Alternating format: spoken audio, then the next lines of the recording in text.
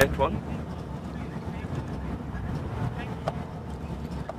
Thanks, Cindy D. I hope you're in for a nice evening wherever you are. Nice to have you on board with us again, one of our regulars. And be sure to tune in with us again, same time tomorrow, for another early morning installment of the Sunrise Safari. Remember the new times? And remember the new times. Yeah, for those of you who were half an hour late for the drive this morning. Yeah, so what was it, a 6 a.m. live? 6 a.m. start. 6 a.m. Central African time to 9 a.m. for the morning. But yeah, from our all of our varied locations, from Amakala and the two of us in Djuma this afternoon, from all of our cam-ops, from Eric, Maxine, myself, Danielle, Albertus, Panda, can't forget Panda, and Morgan. We do hope you've enjoyed the show. But with any luck, we'll see you tomorrow for a bit more leopard luck. But in the meantime, have a wild night. And catch you bright-eyed and bushy-tailed for some more tomorrow. The search continues.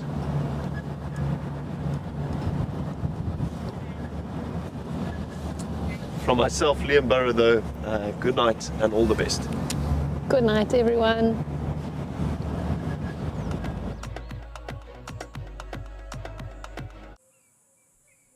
This program features live coverage of an African safari and may include animal kills and carcasses. Viewer discretion is advised.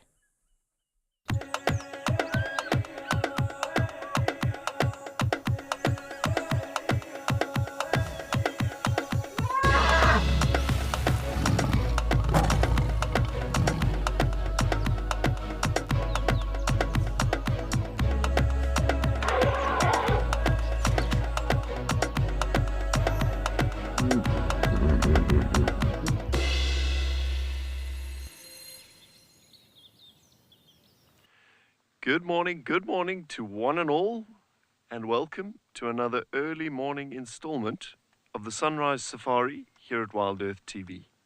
Coming to you live from Djuma Private Game Reserve in the northern Sabi Sands. My name is Liam Burrow. I'm the very fortunate naturalist out in the bush on this chilly morning. As ever, the very talented camera professional, man behind the lens, the legendary Panda Glitz. Kicking things off with something that we haven't been seeing a whole awful lot of lately, a little chameleon. Yeah, just as we kind of turned out of our driveway a few minutes ago, I spotted this glowing orange object low down in this little silver cluster leaf tree, and it revealed itself to be a very chilly looking flap-necked chameleon. Certainly in the summer months we don't see them turning this wonderful orange color, but it makes enough sense at this time of the year, in the absence of green foliage, that she would want to blend into more dry season color schemes. So orange it is. Anyway, before we get too carried away with this interesting sighting of a little sleepy chameleon, I'd like to remind you once again that, of course, this show is live. All of our naturalists are active right at this very second. So please keep your comments, questions, thoughts coming to us at the link that'll probably be at the bottom of your screen throughout the show. We are waiting to hear from you. Let's chat all things nature, the natural world, conservation, wildlife. It promises to be an interesting day. I'm looking up above my head. The sky is already splitting open. There's a bit of low cloud, but not a breath of wind. And while it is cool, we're optimistic it's going to be a much warmer morning. Should be conducive to some exciting viewing here in Djuma.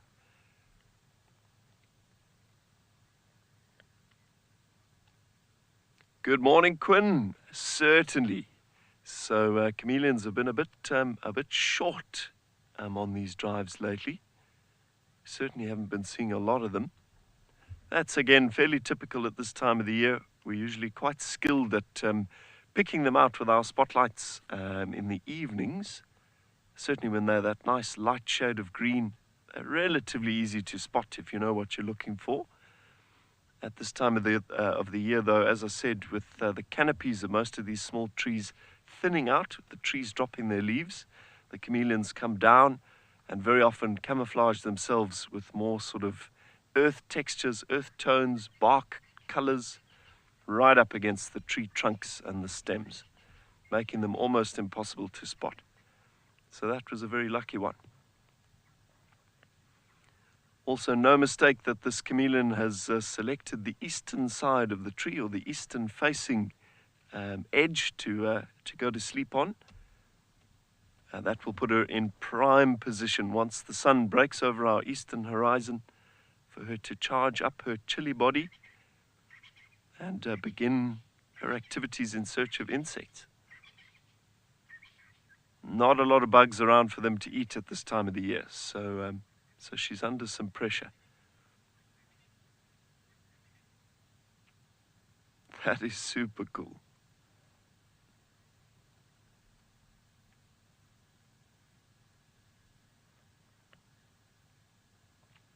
Myosotis, I certainly hope so. Yeah, Maxine is already out as well. We're both eager to check our boundaries, check for some tracks, and hopefully come across some sign of a fine feline.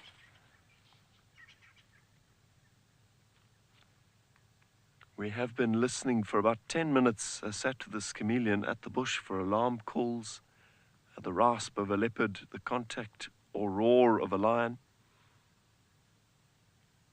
Nothing to report as of yet, but that doesn't mean it's not out there.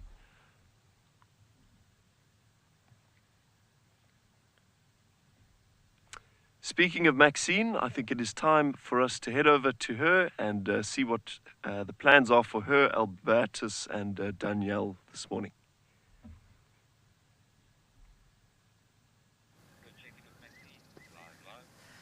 Well, look who we have in Gowrie Dam, everyone. We've got some new visitors. I'm actually not sure if it's new visitors or if it's the same little family that have just added an extra.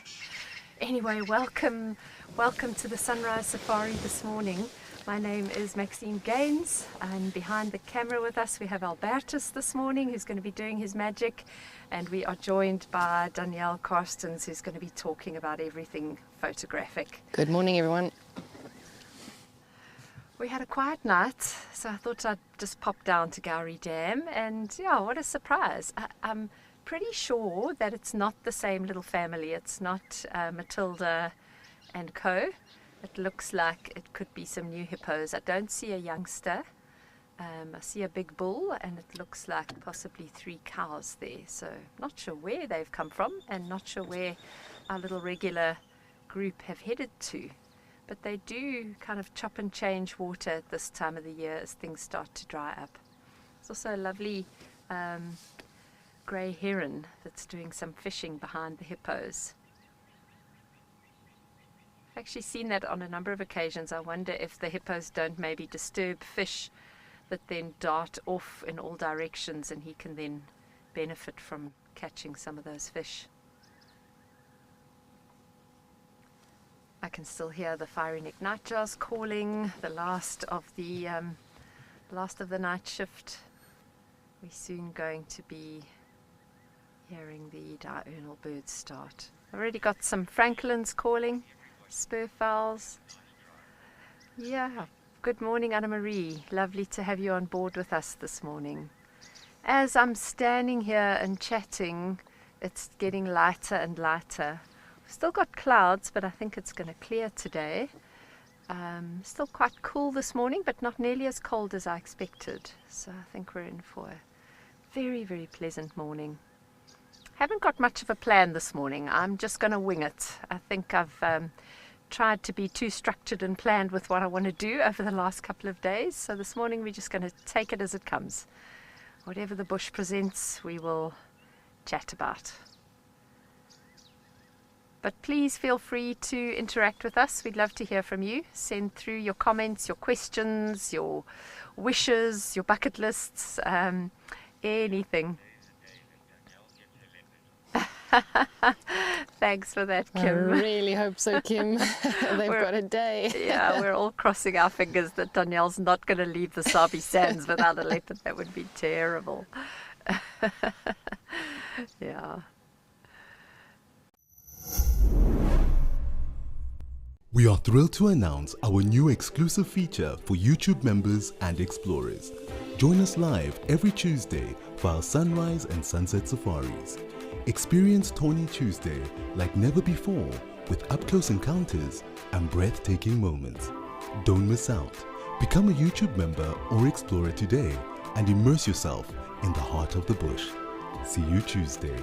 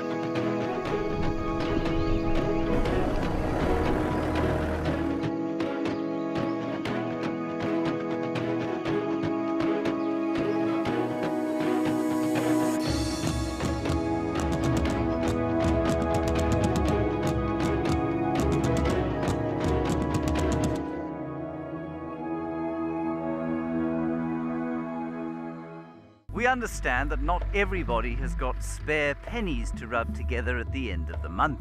We're introducing an initiative called Gift an Explorer. So that those with lots of pennies can gift a Wild Earth Explorer access to those with fewer. We're aiming for 250 gifts, but the more the merrier. You can nominate a recipient or keep it anonymous. It's a great way to share the Wild Earth mission with other nature lovers around the world. When you're on the hunt with wild dogs, you can't afford a pit stop. We need equipment that can handle the toughest conditions, starting with the tires we use. These phenomenal 16-ply tires from BKT are exactly what we need to stay with the action. They're incredibly tough and grip like glue. Best of all, it's almost impossible to put a hole in them. With BKT, we have found the ultimate tire partner in our quest to connect people with nature.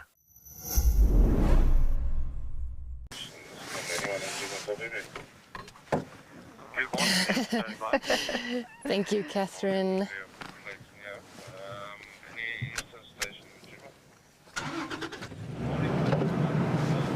Right, let's get going.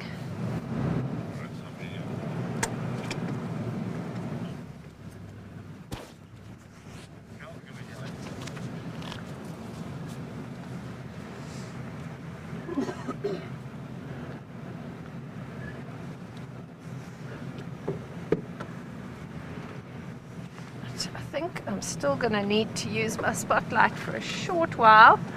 It's still just too dark to pick up on the detail out there in the bush. How lucky was Liam to find a chameleon for you though? That's amazing at this time of the year.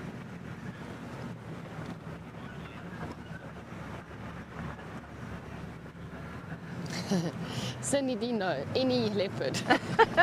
I'm not being fussy at all. Any leopard I'd be pretty happy with.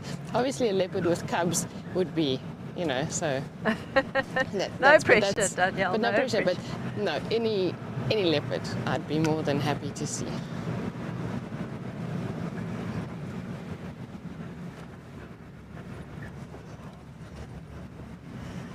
So I will just check every now and then for tracks, because in this light it's quite difficult. Actually, I need to put my headlights on as well. That helps. Lots of hyena tracks going down this road.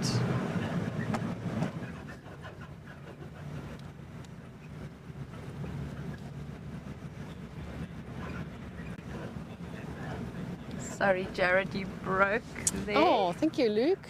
That's amazing. Luke donated some money for Danielle to find a leopard. Ah, Brilliant, brilliant. Okay, the challenge is on then.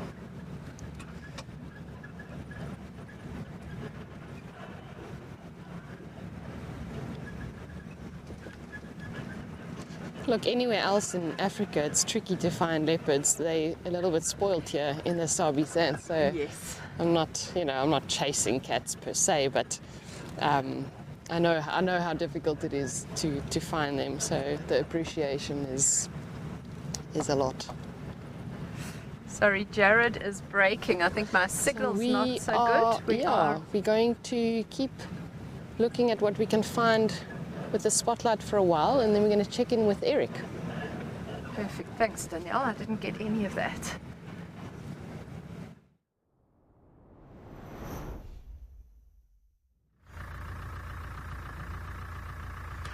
Good morning everybody, and welcome back to another Sunrise Safari here at Amakhala Private Game Reserve, joined by myself, Eric, and Morgan behind the camera.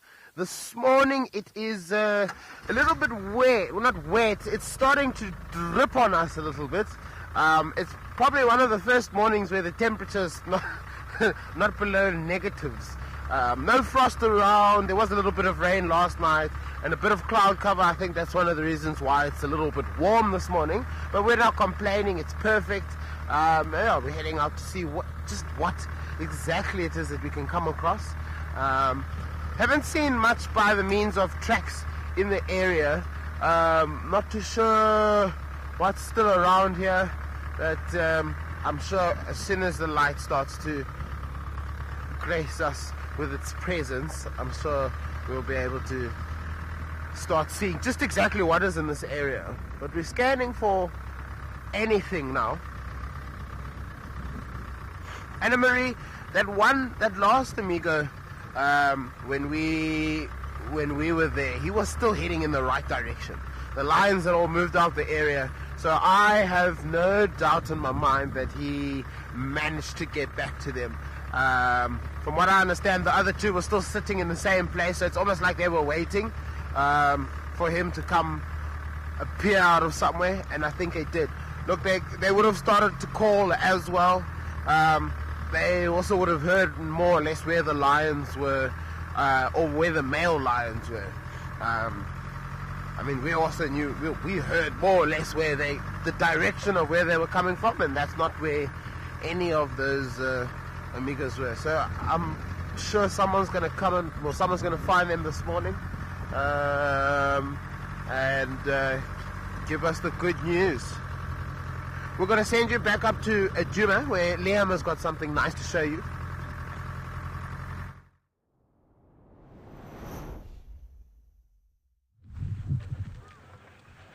So it'll probably be a very brief view if you don't lose our signal altogether, but there's a hyena running across the clearing here at Baobab Dam, just disappearing out of view. Nice, there is life out there. We've also just stopped here, obviously, to get a view of that hyena. I got all excited thinking I heard lions in the distance, but it's actually a whole family of southern ground hornbills. The local Shangaan people, the indigenous people in this area, call them Ngututu, which is basically, I think it's onomatopoeic. It's based on the sound that the animal makes. Sort of a hooting kind of noise. I think it's probably a little too far to come through on our ambient.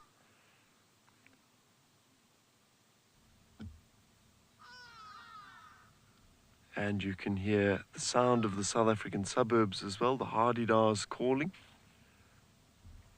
I'm optimistic this morning. We've had a tricky couple of days up here in the northern Sabi Sands. Certainly high-profile sightings for Maxine and I have been a bit thin on the ground. We've been certainly trying our level best, and some. But hopefully our dry spell is broken. Embark on a wild adventure unlike any other. Join our membership program for an ad-free journey through the heart of Southern Africa. Witness the majesty of wilderness uninterrupted by pesky adverts or annoying intrusions. With our ad-free membership program, you can avoid missing any of the important moments and unlock all sorts of other perks. Subscribe now for an ad-free experience across our entire channel. Immerse yourself in the wonders of the wild and stay permanently connected with nature. Are you ready to turn your travel dreams into a reality? Wild Earth Travel is here to make that happen. Africa is full of exciting adventures and stunning wildlife. If you want to meet the Wild Earth crew and animal characters while enjoying a 5-star safari, we can make it happen. Contact us today on info@wildearth.travel or visit our website, and let's turn your African dreams into a reality. Exciting news, Wild Earth viewers! We are thrilled to announce the launch of Wild Earth on Welgevonden. To celebrate, Wild Earth Travel is offering a special discount for travelers to Welgevonden in the months of July, August and September. Don't miss out on this exclusive offer. Contact us at info@wildearth.travel today.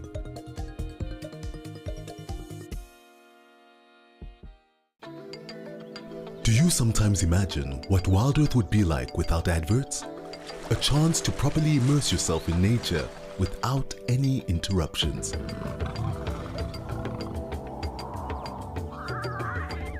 Sign up to be an explorer for a small monthly fee and you can truly escape into the wilderness. Ad-free viewing is now available on our app as well as on our website. Wild Earth, it's in your nature. Every guide in Africa has been on an endless quest for the ultimate bush wear. Until now. Rugged Wear has a huge range of amazing bush gear for every wild situation. In the midday heat, those chilly winter mornings, in the storms of summer. Rugged Wear has the bush kit for every wild occasion. Locally made in South Africa, crafted with precision, stitched with quality.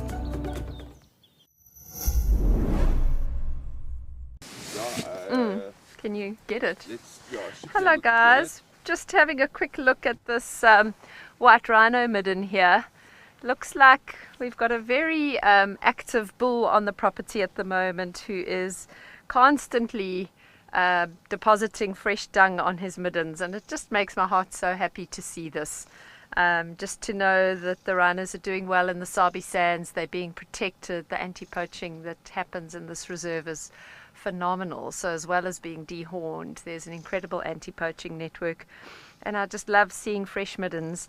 I did a walk once, well not so long ago, in a section of Hlahluwe National Park in KZN, and every midden we came across was old, and you could see there were no rhinos that had visited it for ages, and that it was so depressing. I actually came home from that walking trail feeling just completely heartbroken. So this is wonderful to see and to know that the Sabi Sands is protecting the rhino.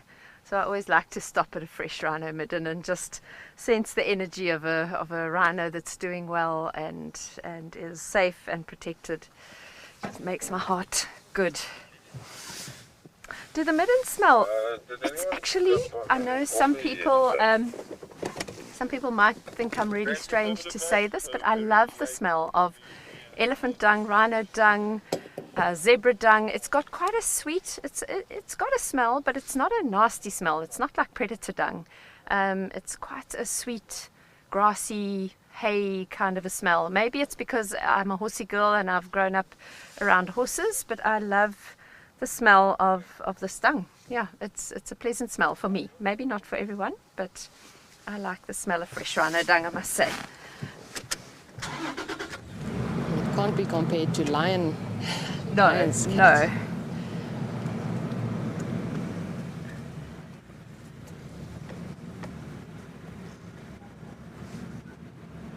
Yeah, just got a beautiful whiff of it as I drove past there. Sweet, sweet, grassy smell of rhino dung.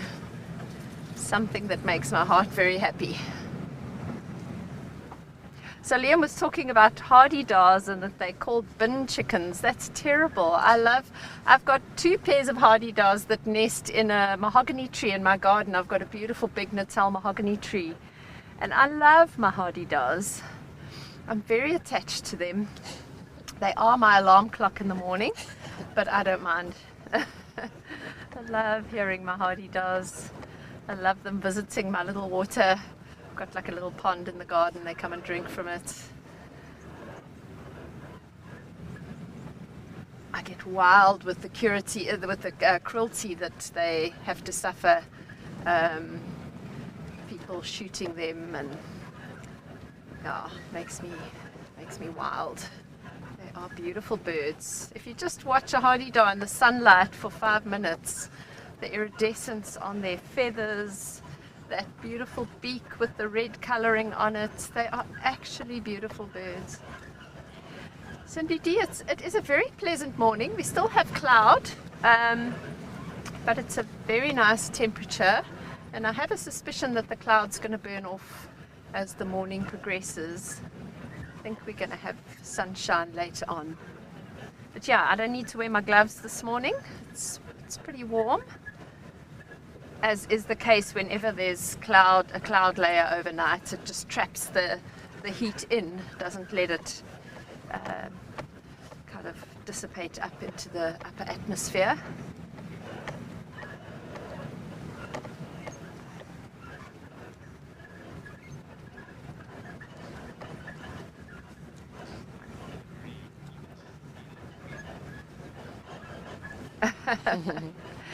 Yeah, that would be lovely. We had a long distance view of a cow and calf yesterday, possibly the same one that Liam saw on drive last night, but I haven't had a really close-up sighting of a rhino since I've been at Djuma this time.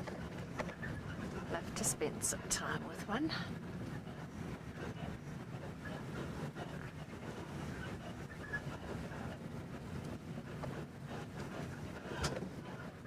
Got some little crested francolins in the road ahead. What you doing, little birdie? Can you see it there, Albertus, or is it too... Oh no, you get there. I don't know what it's feeding on. Looks like it might also be feeding on some broken dung, or is that a broken piece of termite mound? No. Old buffalo dung. There was obviously something in the old buffalo dung that it was going for.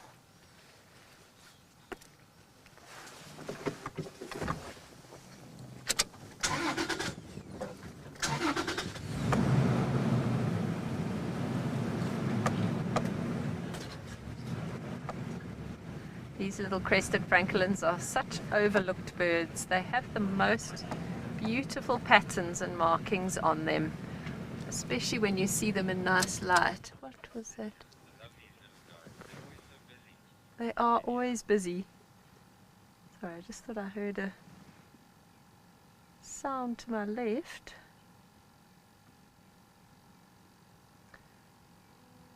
Can't see anything there.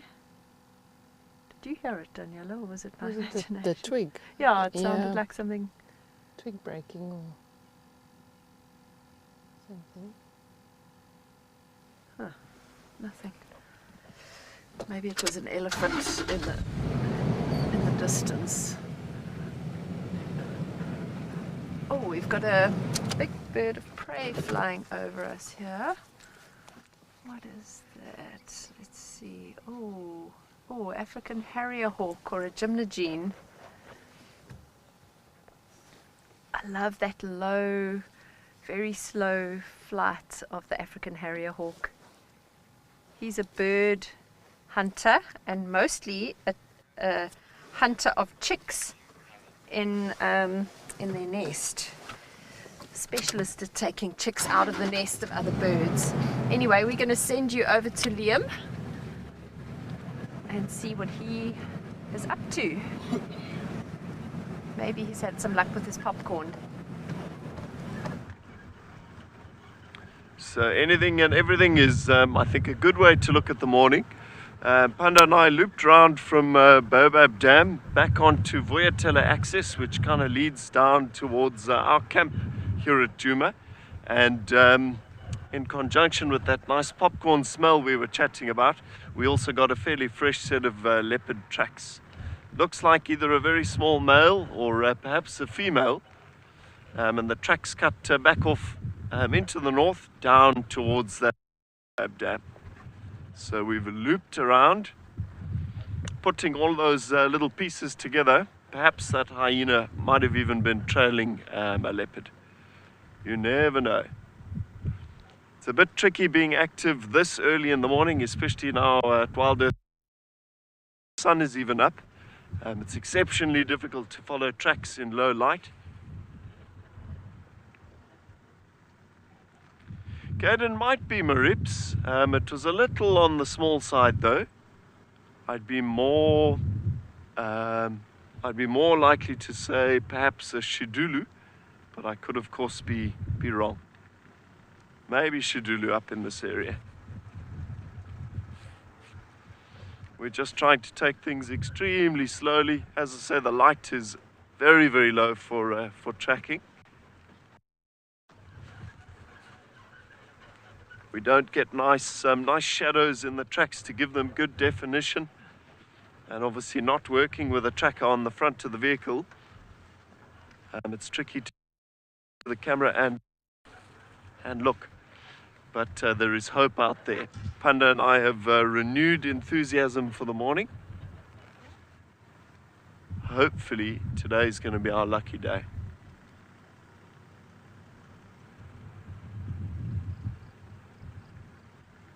Listening for any little signals from the bush, the alarm calls of birds.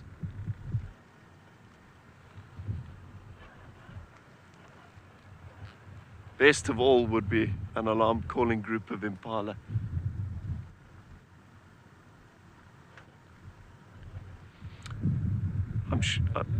A little bit. I think Panda's got some good tracking skills. Definitely with time out here, yeah. Panda can certainly ID tracks. It's one of those skills that's very difficult to learn from a book. You can't just see pictures or diagrams of tracks and be any good at it at all.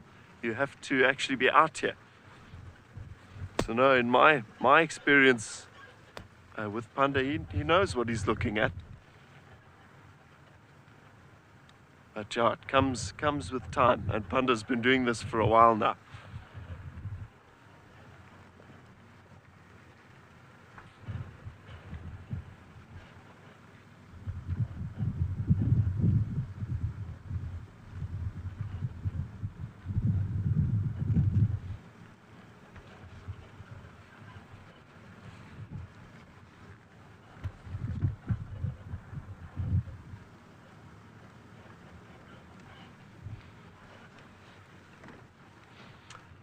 I haven't seen any sign of tracks coming out of this block.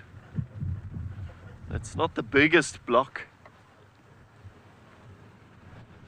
So I think our next point of business this morning is going to be to head back round to where we last had those tracks and perhaps try and get off the road, see if we can follow them in. While we do try and investigate that little bit of leopard hope though, I think it's time to check in with the team at Amakhala. Let's say hello to Eric and Morgan. It's a bit quiet on the tracking front here in Amakhala. Not much around here. Mostly all just car tracks. Now, we're going to keep persistent and trying. I'm sure we'll see something. The only thing I think we've seen now is it was a little scrub here that we saw at the bottom of this hillside here. That the scrub hares don't necessarily stick around for too long. They are a prey item for a few different animals out here, so they don't take chances. He wasn't sticking around. Oopsie daisy.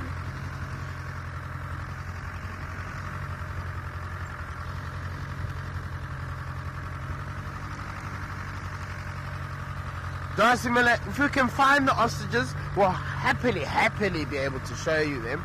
If we can find any animal for that matter, but it's still dark. It's a little difficult. We've only got the spotlight to scan around with, so just gotta keep on it, and I'm sure something's gonna jump out at us eventually. Come down, or we're gonna go down the road or something. We know that our buffalo is somewhere up here in this area. I'm not too sure if the elephant, Bolora was here. Upstat has left. Upstat is somewhere in the basin. So we've got a fair amount of looking around to do.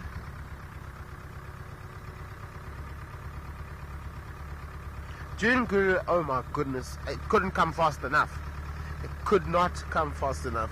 We missed the days of wearing shorts and a t-shirt, hat, and sweating because it's too warm, it's too hot, Now I feel like a Michelin man can't move with all the amount of clothing that we put on because it's so cold. But today is actually quite nice. Today I think is the first time that it actually kind of reminds us a little bit of what it's like on a really cold summer's day. Cold early summer's morning. This is the temperature. It's quite nice. And our sun is supposedly going to come up, but yeah, we're not going to be seeing any sunlight today. We'll see the sunlight. I don't know if we'll see it anytime soon. Lots of clouds on the horizon. Indeed I am. It's wrapped around my legs like it's lovely and warm. My legs have never been so warm on an open vehicle with no door. I'm sitting nice and comfortably and ready to see some lovely animals. That's the plan. Very dark.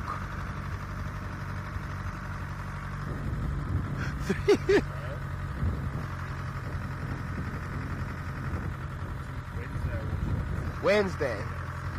Say again? 2 days. Okay, so Morgan, we have a tally going of how many days Morgan had his long pants on. Then he wore shorts the one day, and the tally got scratched. So it's been 2 days since that. Today is day 2.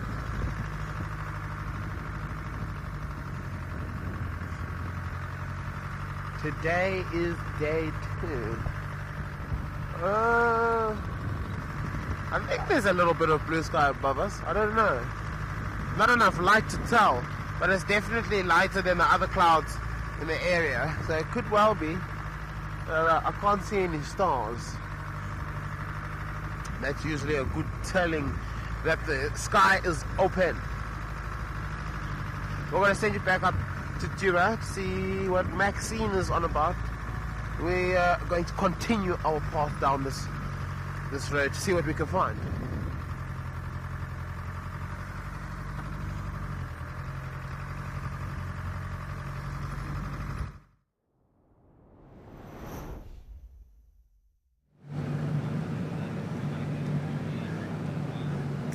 Well, we're driving down in the Mulwati dry riverbed at the moment.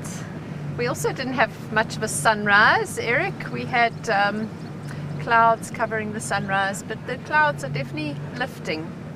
So I have high hopes that we're going to have blue skies, which would be great.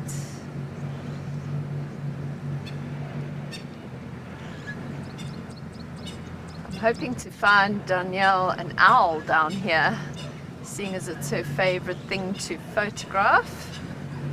We've got, a little female steer. Is it a female or a male? Looks like a female. Can you see that there, Albertus?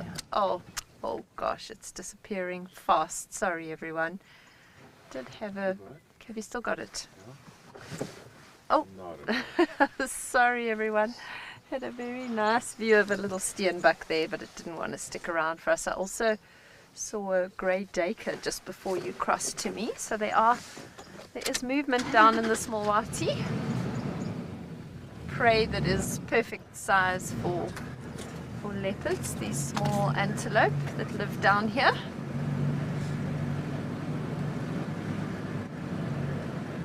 Oh, William's got some exciting stuff. Let's send you over to him.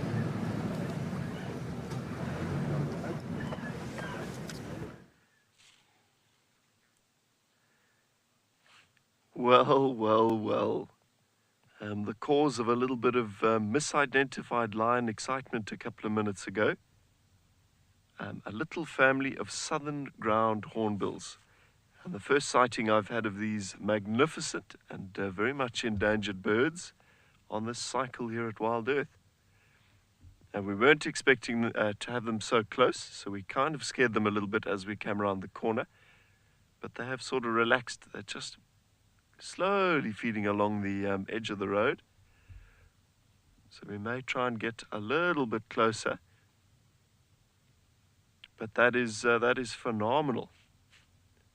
So certainly, as I say, the source of that sound, they make this wonderful, like hooting, booming call that can be misidentified for the call of a lion.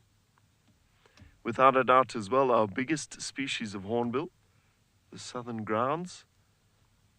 They do have the ability to fly, but most of their activity during the day is terrestrial.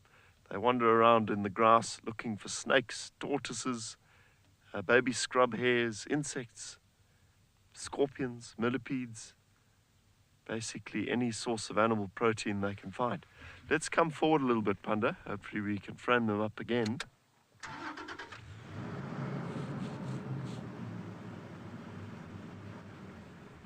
Catherine, they are dinosaur-like, aren't they? Yeah, something almost like something out of Jurassic Park. A velociraptor or something. I'm sure from the perspective of a little leopard tortoise, these southern ground hornbills are their worst waking nightmare. And they're having a very hard time in South Africa at the moment. Habitat destruction, loss of habitat, climate change, persecution for traditional medicine. So these havens, like Djuma, wildlife havens, are an essential stronghold for the southern grounds. You get that from Dara. They've crossed the cut line moving in a southeasterly direction to Jalolo. Maybe they'll pop out to Goripan.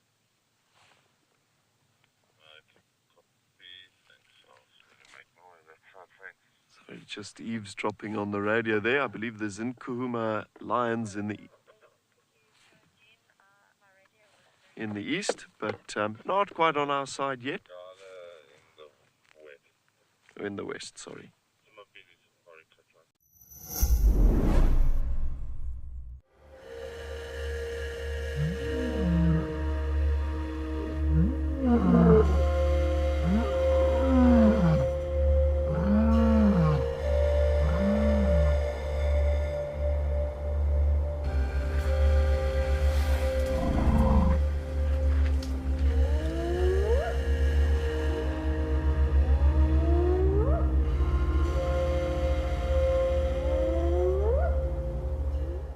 Seven nights on safari during the magnificent green season. The rains have stopped, the land is emerald, and there are wild babies everywhere. Meet your favorite presenters. This is amazing.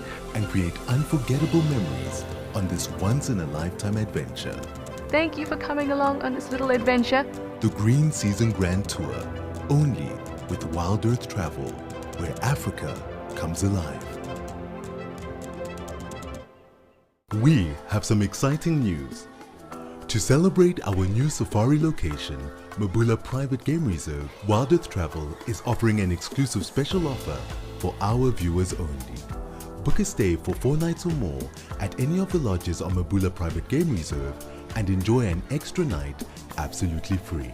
Don't miss this limited time offer. Contact Wild Earth Travel today to claim your discount. Wild Earth Travel, where Africa comes alive. Join the Wild Earth Explorers program and connect with a community passionate about wildlife. Support our mission to share authentic wildlife experiences with the world.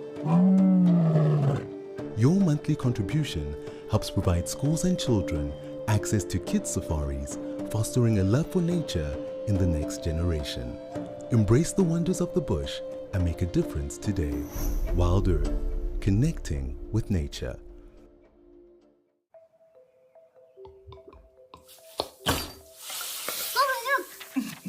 100%, Mtanami. Yes. Can you give me the spoon, please?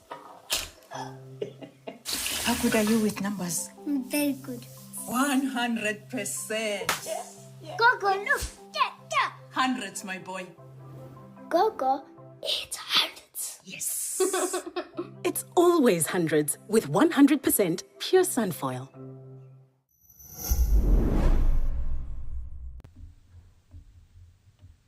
Catherine, I'm very happy to hear that.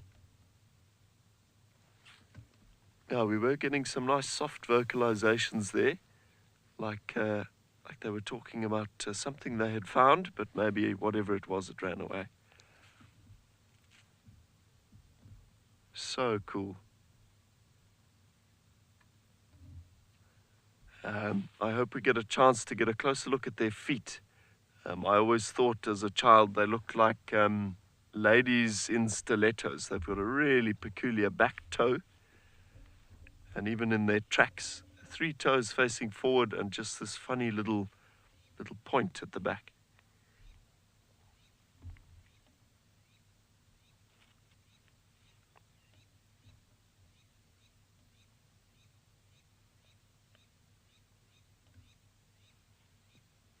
They're actually fairly relaxed with our presence. They're moving through some very thick magic quarries, but they're close-ish to the car, 20 or 30 meters off to our right side. Certainly not running away from us.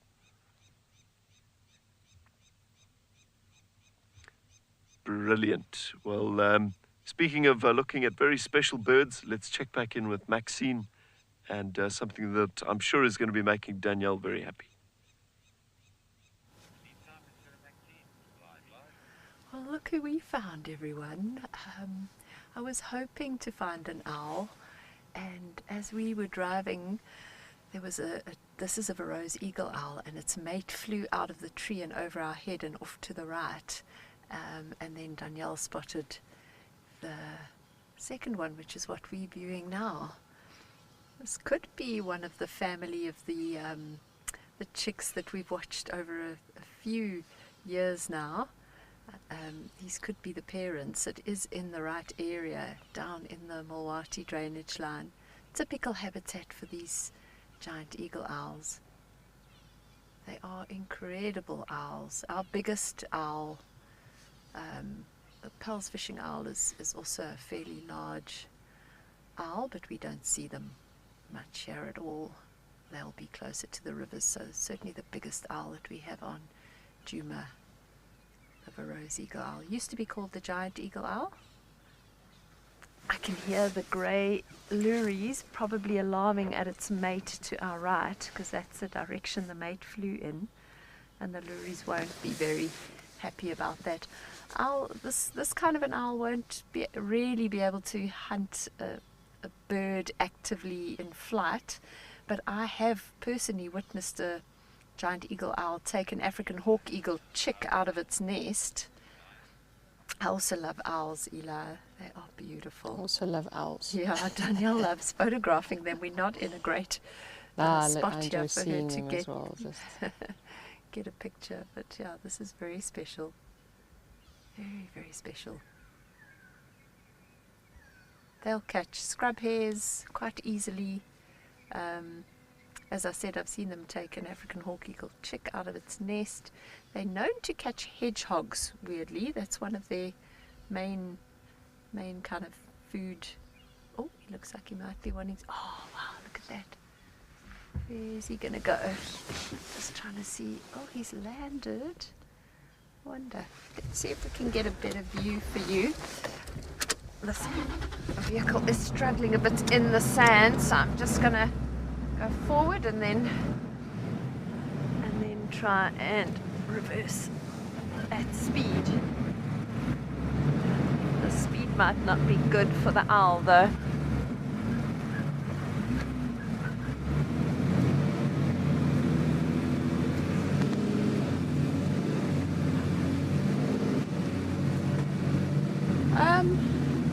possibly. Sorry, oh, there it is. No.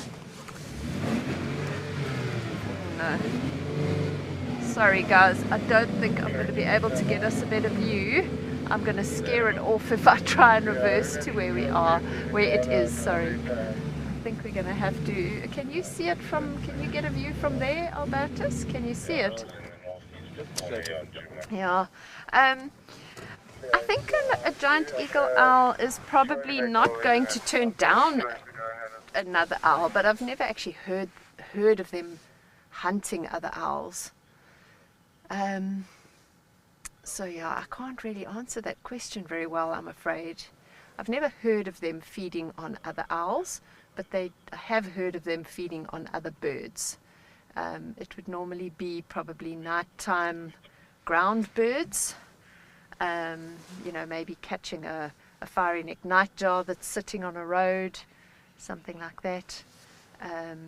They hunt from a perch. They're not kind of active hunters that will fly around looking for things. They'll sit very quietly for long periods of time on a perch and, you know, see if they can see or hear things. Actually, hearing is particularly important for these owls, for their hunting. Sorry, it's gone right behind us now, and I think we're going to lose it.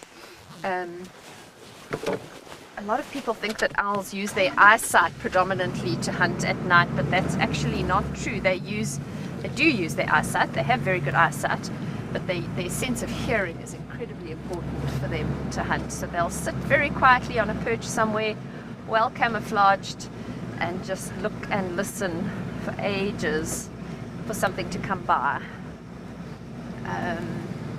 So yeah, I think it would be quite tricky for them to catch another owl. So I don't think it would be a common thing that you would find them feeding on.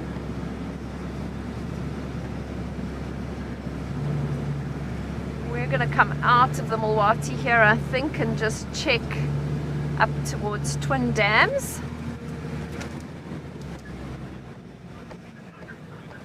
Yeah, Neville. I also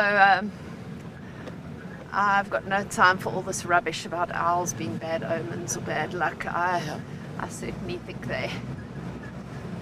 they're amazing animals, and I'll take it as a good omen too. I agree with you.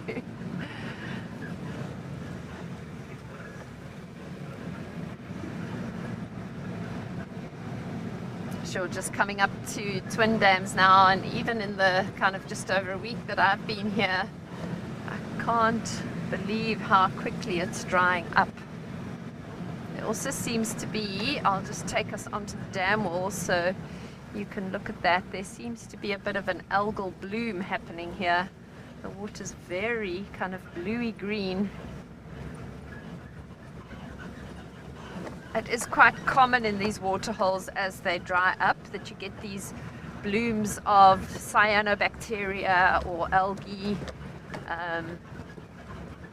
And it's normally not too much of a problem. I was reading a paper the other day about, I'm sure some of you might have heard about red tides in the ocean. Oh, there's a little pied kingfisher.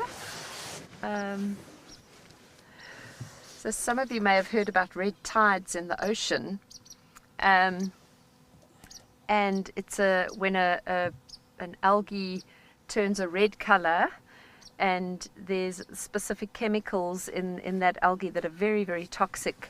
And there has been talk of some kind of almost like a red tide, a red algal bloom, which is a specific cyanobacteria algae that creates these red blooms in the water. And there was a theory that there was a lioness recently somewhere in this kind of Hoedspruit, Greater Kruger area that died from drinking water from a waterhole that had a red algal bloom.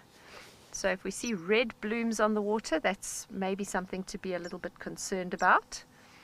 But these green blooms generally happen when, you know, the water is drying up, there's less of it, and then you get the buffalo coming and depositing their droppings and churning up the mud, and so you get this nutrient flush in these waterholes that are drying up, and that causes the algae to just proliferate. It feeds off those nutrients nutrients from the elephant droppings or hippo droppings, and then you get these blooms in the water, and the water looks terrible, but normally it's not a problem unless it creates these red blooms, which can be toxic.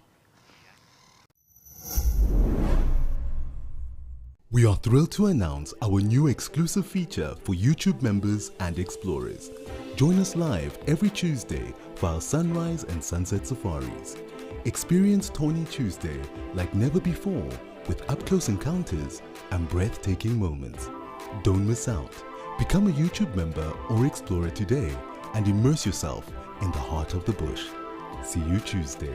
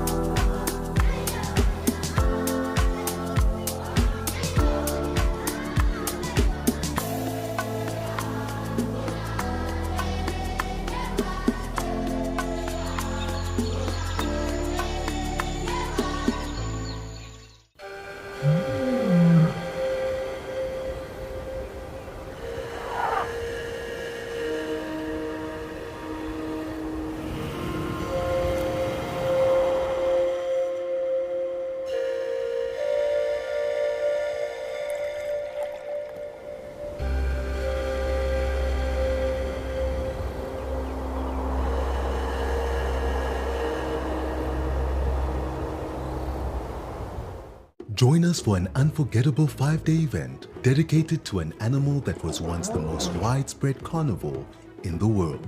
An animal of myth, legend, and majesty. Learn from our wildlife experts about their behaviors, habitats, and conservation efforts to protect them. Lionfest offers a unique chance to connect with nature and gain a deeper understanding of these legendary animals. Don't miss out on this roaring adventure.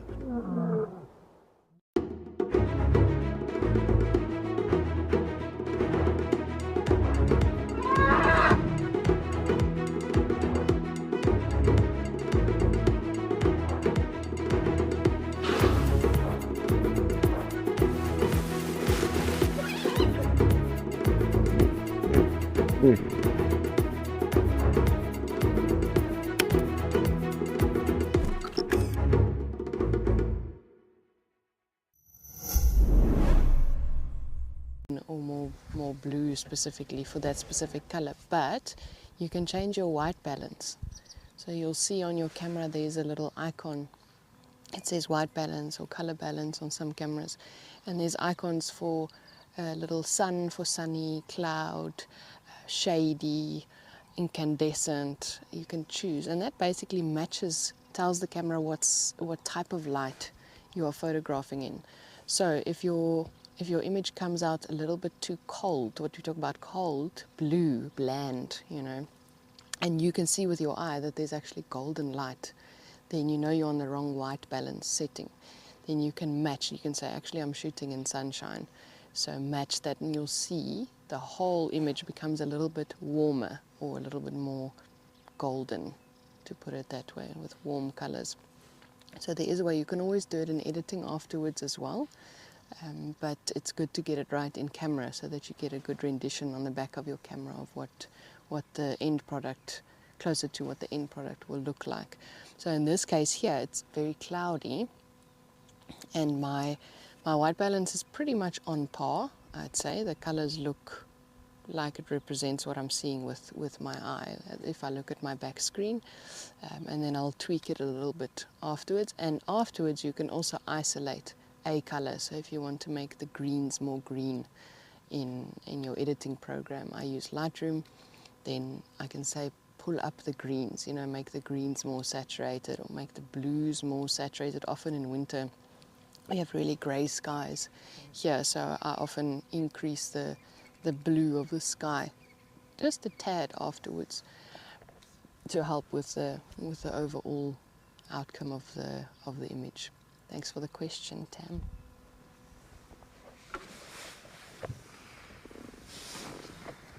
Okay, well, I think we're going to move on from Twin Dams Changing filter. Nothing much happening here. Albertus is just changing the filter.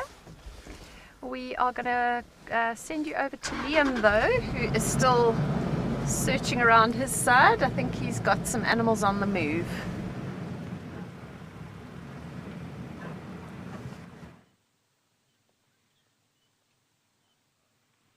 So certainly the general game is out in force this morning along the western periphery of the Djuma property. All signs are pointing to something of a shift here in the northern Sabi Sands. There is more activity around. The bird song is also quite loud. There's lots going on. This comes as a great relief after a couple of relatively quiet drives.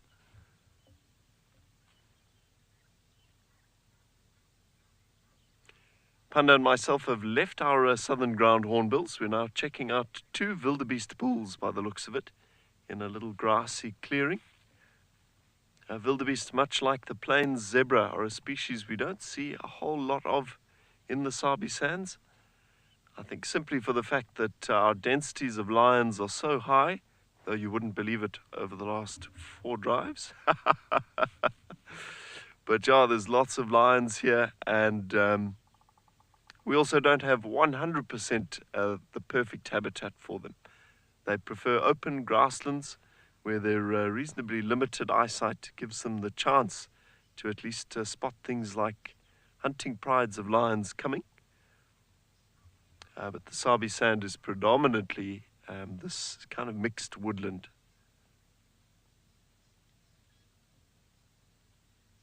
But certainly wherever you do have a bit of a grass patch, and along most of the airstrips, you'll have a herd of wildebeest or a couple of lone bulls. Nice to see them.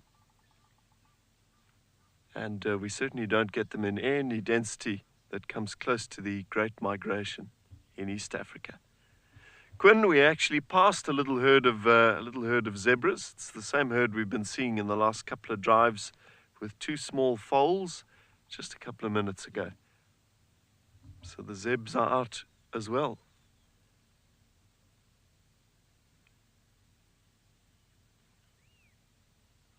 And the bush is defrosting. We can just hear everything rustling around us. Loads of birds moving around.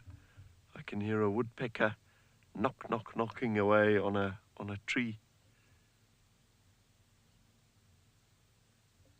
Panda and myself are very keen to check some of our usual haunts, and certainly the haunts of our territorial leopards. Today is going to be the day to look for some tracks, figure out where everybody was moving last night as this weather finally changed.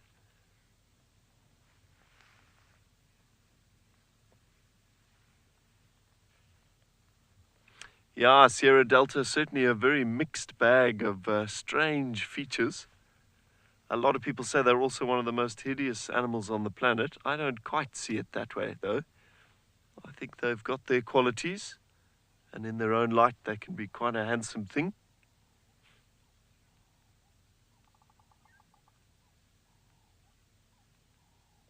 Oh, show me a wildebeest. I'll show you a chacma baboon. That's a less attractive thing.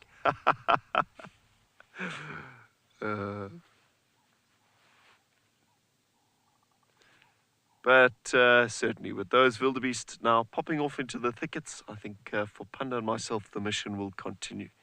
So let's cover some ground into the southwest.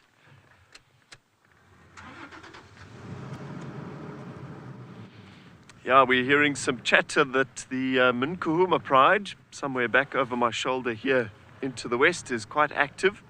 So with some luck, maybe they're coming our way. But brilliant. I think that prompt was to check in with Eric down in Amakala. So let's go there now.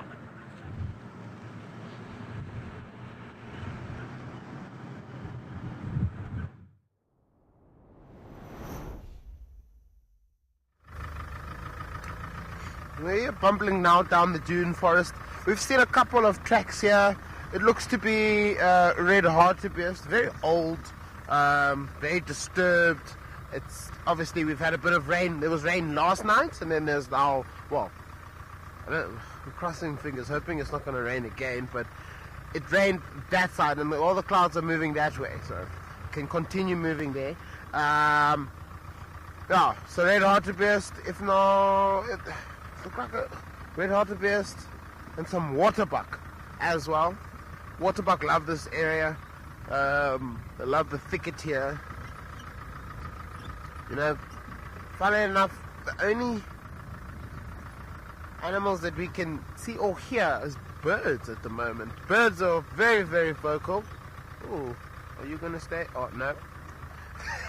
There was a little daker that was just there, and we thought he was staring at us, hadn't moved, so we thought maybe we could put him on. No, as soon as I stopped the car, poof, gone. They get very, very, like, very, very skittish during the daytime, very shy, but for some reason, at nighttime, they don't care at all. They kind of stare at us. You can watch them for quite some time, and they don't mind. They don't mind at all. But during the day, no.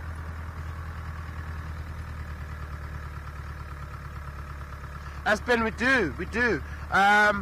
One of the animals that we actually heard last night when we were with the one male cheetah, we heard the lions colouring, but then we also heard the baboons, and that was something that I'd hoped that we'd be able to see with the drone, but they weren't along their little rocky outcrop when we were there. I don't know where they were, but they weren't there. But we heard them last night, and I think it's because the lions were in the same area as they were, and they just wanted to, you know, let everybody know that there's lions in this area, and they got to be careful.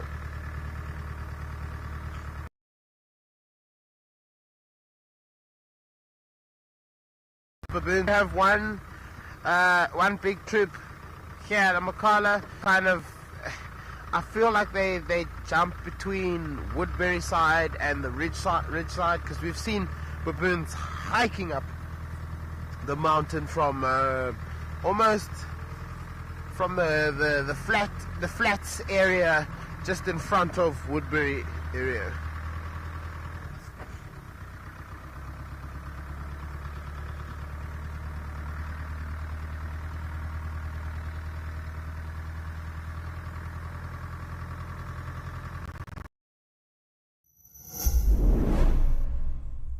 Embark on a wild adventure unlike any other. Join our membership program for an ad-free journey through the heart of Southern Africa. Witness the majesty of wilderness uninterrupted by pesky adverts or annoying intrusions. With our ad-free membership program, you can avoid missing any of the important moments and unlock all sorts of other perks. Subscribe now for an ad-free experience across our entire channel. Immerse yourself in the wonders of the wild and stay permanently connected with nature. Join me next year for a magical trip to see the mountain gorillas of Volcanoes National Park in Rwanda and the Carnival of Abundance that is the Great Migration of the Mara Serengeti. This is a life-changing adventure that will bring you face to face with our great ape cousins and then immerse you in nature's greatest spectacle. Contact us today on info@wildearth.travel or visit our website, and let's turn your African dreams into a reality.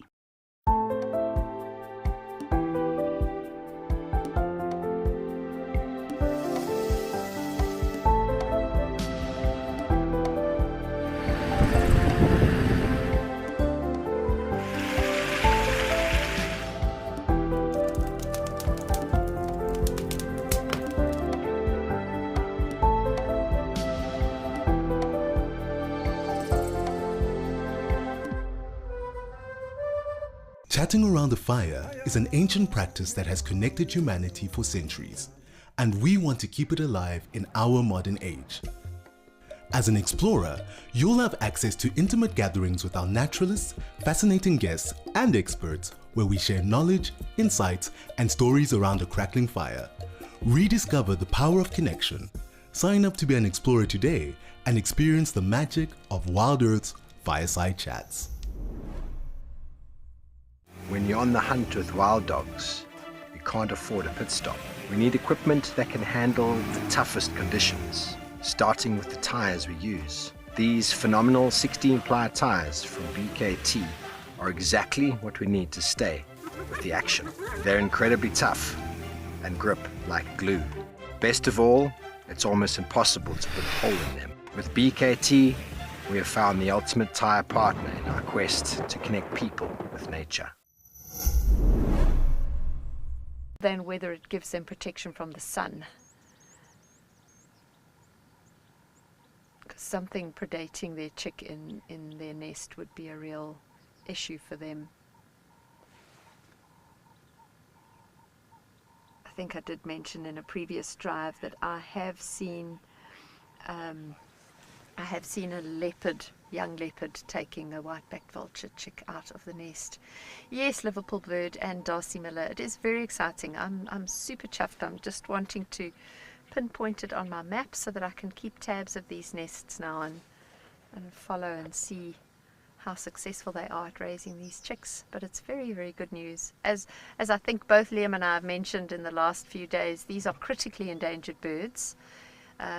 Their numbers have plummeted recently, so just bearing witness to some successful breeding is great. Really good news for us and for the white-backed vulture.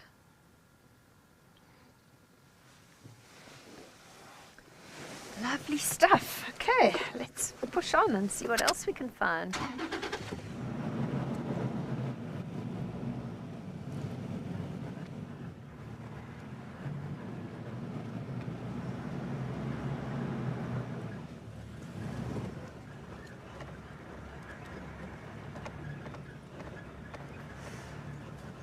Wow, Jared says that they've put together a nice little clip for you about vultures. So while we are looking what else we can find, we're going to send you over to this clip about vultures. Enjoy. As goes the cliche, the wild truly does encompass the circular nature of life. With the ending of one life comes the nourishment of another. There are no better advocates for this inevitable fact than the scavengers of the skies. Shrouded by a rather dark reputation, vultures form a necessary part of most ecosystems. Acting as a feathered cleanup crew. In southern Africa, leopard pantries left unattended are often pillaged, with vultures ridding the canopies of the unsightly decomposing decorations.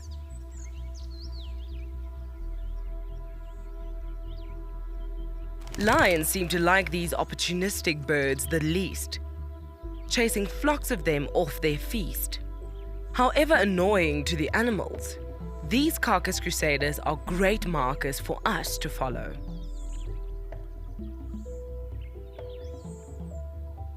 Often leading us straight into the action.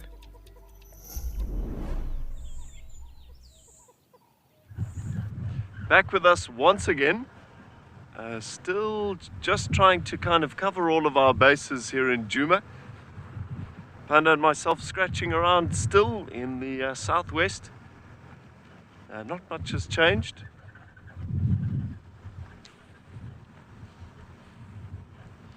And we're certainly seeing lots more tracks for elephants this morning. So maybe there's some early sightings in store for us as well. Let's see how it goes.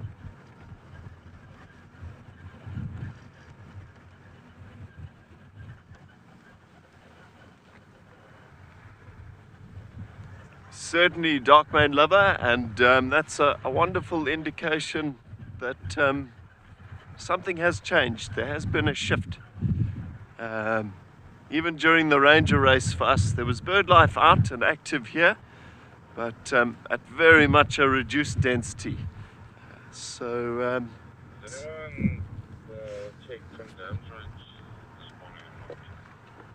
so yeah, hopefully that's an indication that we're in for quite a warm day and certainly a busy day in terms of activity.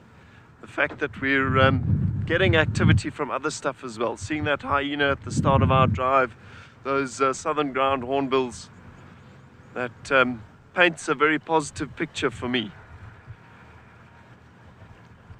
All of the wildlife is busy this morning. Even if we don't get leopard or lion, it promises to be a much more sightings-rich day.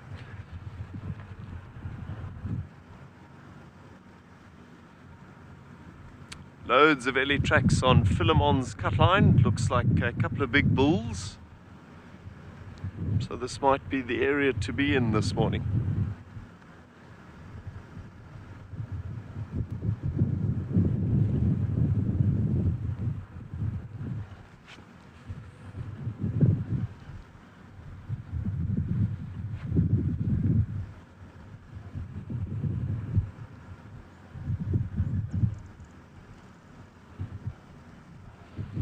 Speaking of breaks in the weather, time to head once again down to Amakhala, where the sun is finally emerging from the clouds.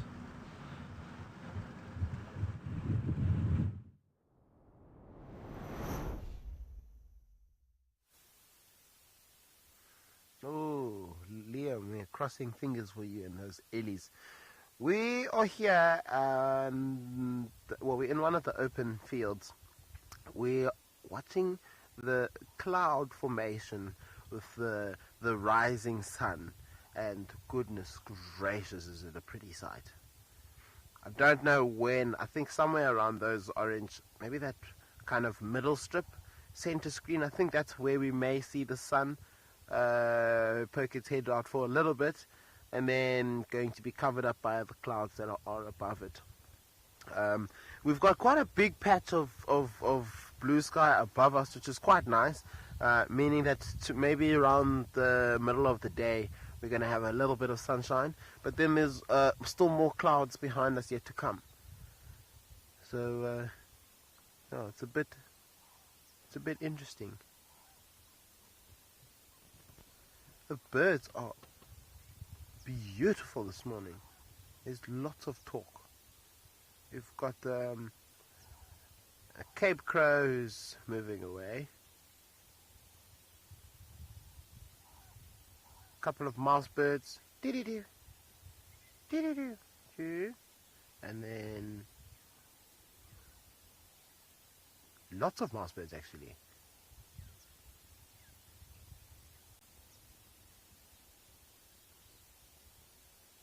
Raisin Hotlet, good morning from almost all the way halfway across the world. I hope that you're doing well this morning and are ready for hopefully an amazing sunrise and safari. I've got a Cape Wagtail behind me, also making a little bit of noise, and of course the natural Sombe green bulls that usually talk to us in the morning. I haven't heard the southern bobo. That's something that we usually hear, and I'm still waiting to hear our bokmakilis. And they usually call in duet. They have a beautiful, beautiful call. A little kind of, not a smallish greenish bird with a blackish head, almost looks like an oriole sometimes. But they call in duet, and they have a lovely, lovely call. Then obviously the southern bobo has got a variety of different calls that we hear.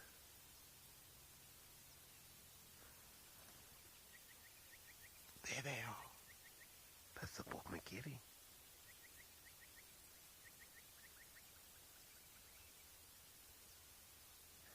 So that's one call.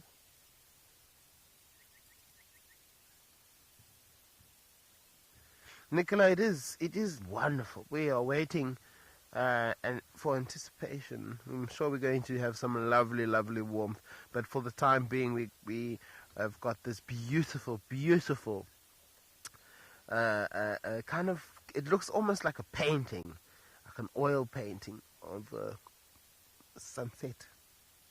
It's almost not real. It almost looks a bit fake. Got some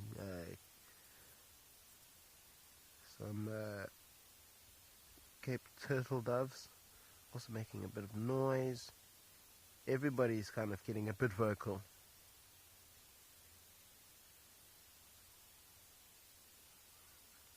Douglas, I don't know if my imitations are as good as you say they are of some of them are a little bit sketchy and kind of not right. That doesn't sound like it should be, but he definitely tried. I think most of the time if I do an imitation, I only do it if I know that it sounds very similar to what the actual bird sounds like.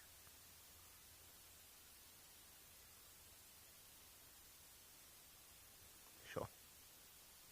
You don't actually realize how many birds you can hear at once, but you know, it's almost like this surround sound.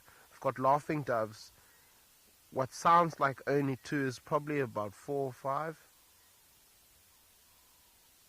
I've got 2 on either side of us that are calling. 1 definitely behind us. There's probably more than that. Yeah, we call this the morning song, and it's quite an important one for the birds. This is how they kind of communicate with each other, spread the word. This is my land. Margot, indeed, this is the best way to end the week. Oh my goodness, look at that, she's coming to the clouds. So we're gonna have our own little sunrise.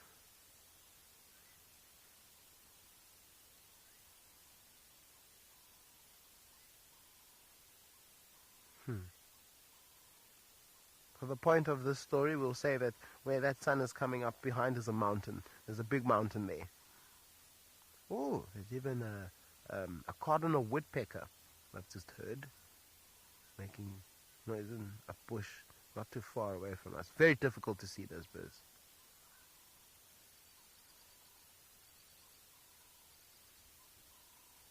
Oh, there he goes, actually. He's flying away. But the sun must be going behind a cloud, because it's just a tiny little strip. Oh, a tiny little strip of the sun. It's quite wide, so definitely behind that another set of clouds there. We may see it appear on the other side. We may or may not. I'm not actually too sure.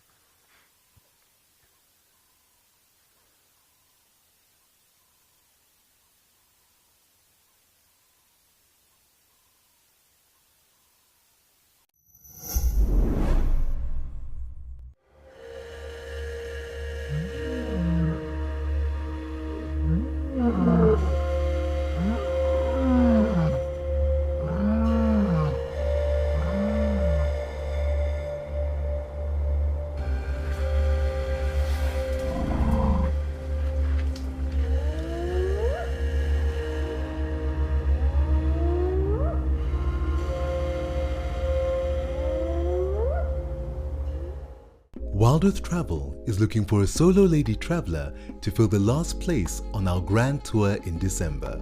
If you are interested in a life-changing adventure with a chance to meet other like-minded nature lovers, then this could be for you. Meet Wild Earth presenters and crew, enjoy daily 5-star safaris, and create memories that will last forever. Don't miss out on this final space. Wild Earth Travel, your adventure awaits.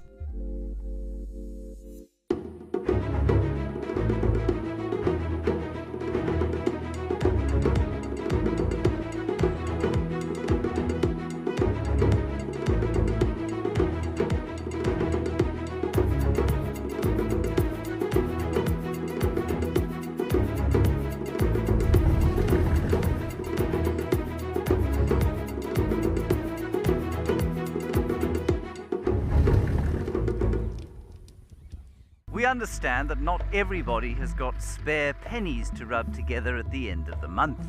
We're introducing an initiative called Gift an Explorer. So that those with lots of pennies can gift a Wild Earth Explorer access to those with fewer. We're aiming for 250 gifts, but the more the merrier. You can nominate a recipient or keep it anonymous. It's a great way to share the Wild Earth mission with other nature lovers around the world. Every guide in Africa has been on an endless quest for the ultimate bush wear. Until now. Rugged Wear has a huge range of amazing bush gear for every wild situation. In the midday heat, those chilly winter mornings, in the storms of summer. Rugged Wear has the bush kit for every wild occasion. Locally made in South Africa, crafted with precision, stitched with quality. Just to spot him, but he looks quite relaxed now, but I'm wondering if something didn't walk under that tree. Walk through this drainage line.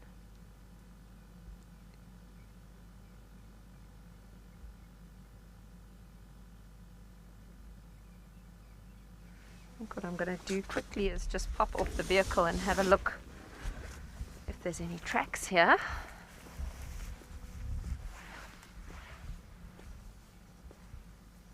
So the key when you do something like this, when you think there could be a predator around and you're heading into quite thick bush, is to take it very slow. Just take a few steps at a time, and then you kind of listen, keep a lookout for any movement.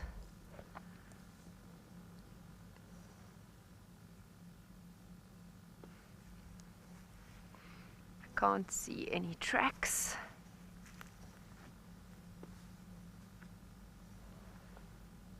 Sometimes when you just get down to eye level, though, it just gives you a different perspective.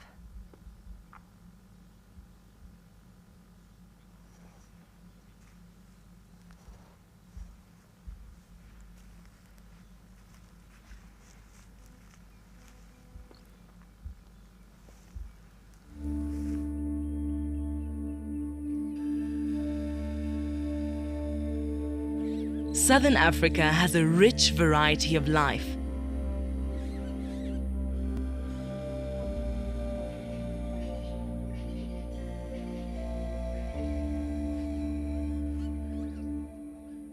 From aardvark to zebras.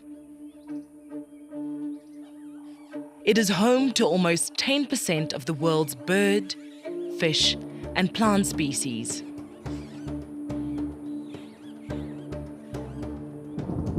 Covered with rolling grasslands in the west and the lowveld in the east.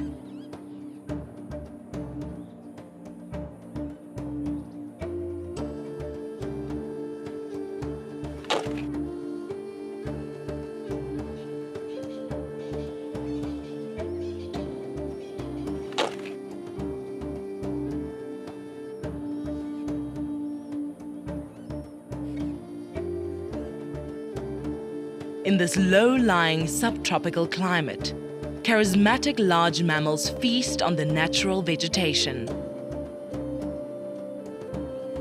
where broad-leaf trees and thorn trees coexist, interspersed with long grasses.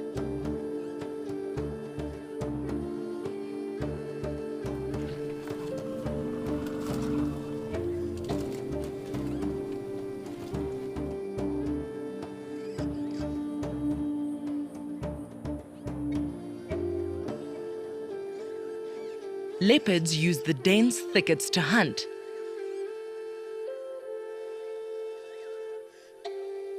And the trees of the woodlands as their personal pantries.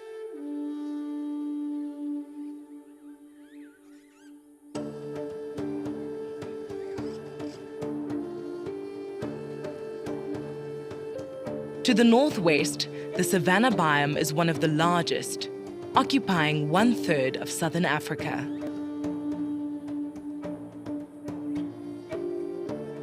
The Kalahari is home to a diverse selection of animals.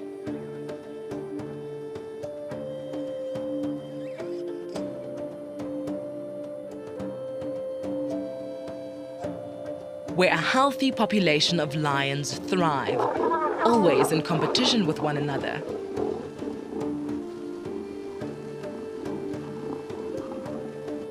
Smaller predators effortlessly blend into the environment to catch their prey, prospering from the nutritious grasses and palatable scrub. This is an important stronghold of iconic antelope.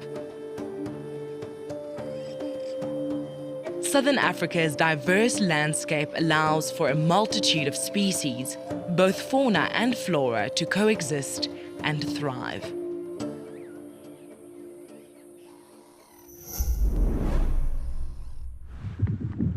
An interesting clip there, and certainly we are extremely blessed here in Southern Africa in terms of the very varied habitats that we actually have.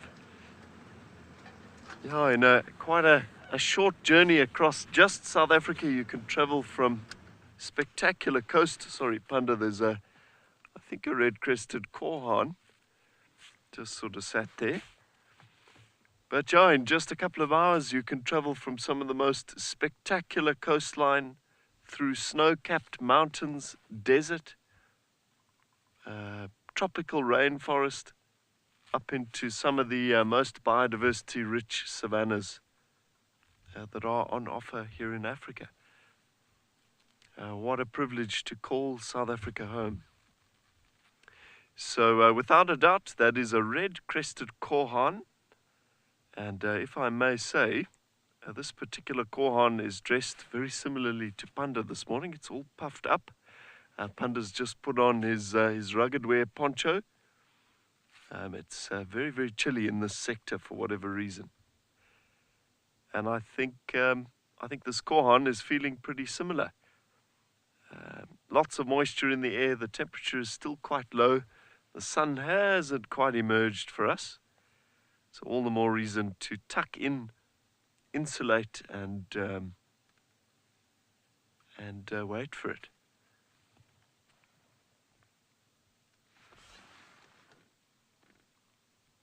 Yeah, you could just kind of see his eye and that dark spot in the middle there.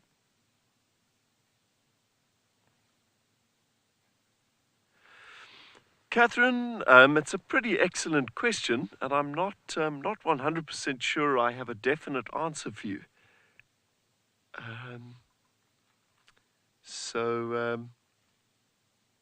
Perhaps it's some sort of social behavior to try and warn other species that the birds kind of have symbiotic relationships with.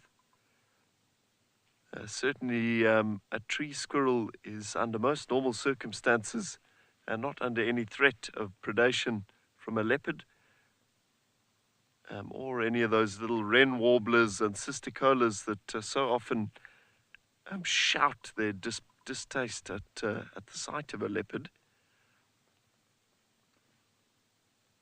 Yeah.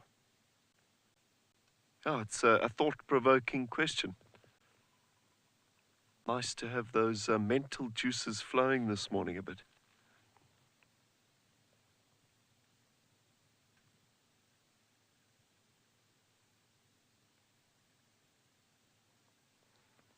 A very sleepy scene.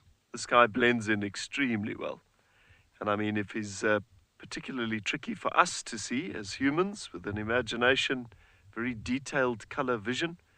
We've also got stereoscopic vision. We see good detail in 3D. Something like a predatory species, one of the smaller cats, a caracal serval wildcat that may look at this guy as a tasty meal. And those cats, of course, see in black and white. They also have no imagination, so far as we know. So this guy, provided he sits still, is virtually invisible.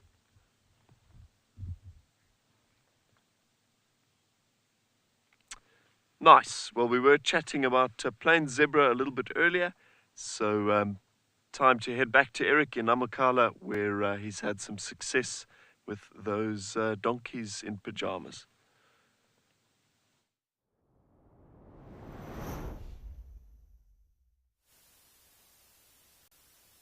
Indeed, we've found a lovely sized dazzle of zebra, not too far from a little body of water.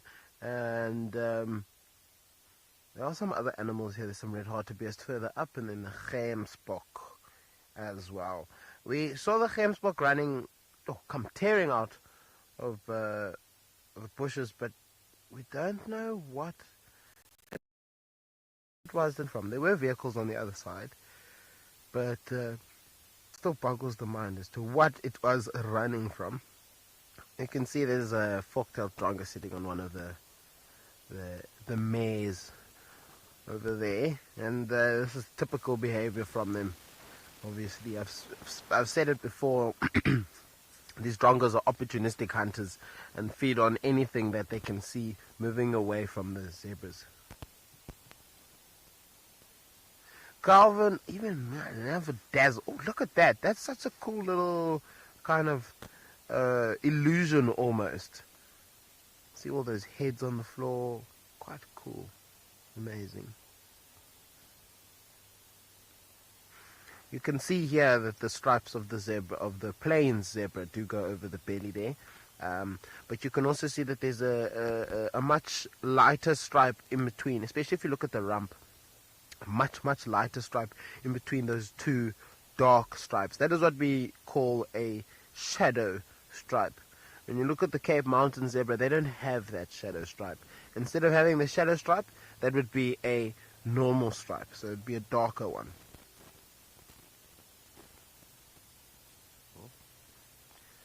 And you'll notice that the mountain zebra also have more stripes on their legs than these plains zebra do.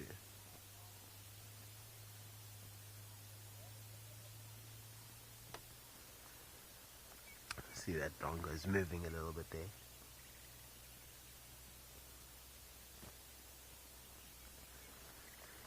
Picking up all sorts of little insects, crickets, beetles. Lola, it's not necessarily. You know, it all depends on the genes. If you've got good genes, you know, then you may be a bigger zebra. Most of the females will generally be within a few centimeters of each other. You know, but I wouldn't say that they are exactly the same height. Probably about 1.5 meters they stand, more or less. And oh, we're getting a bit of a stare down there. But the males will be bigger. The males will be definitely bigger, more muscle, more weight, more aggression actually as well. But the heights will vary, but they'll generally be pretty much the same height, within a few centimeters of each other. I see there's more than one drongo here. The other one is on the floor somewhere. I just saw it flying around. But stealing the job of the red-billed oxpeckers. And I can't imagine it's very easy for these birds in the winter when it's cold.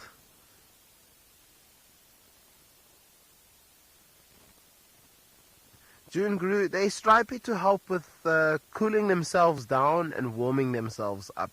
There's black stripes in the morning when there's sun, obviously because we know heat is attracted to dark colors, especially black. And they'll use their black stripes to help warm up a lot of their blood just underneath the skin, especially of the black stripes.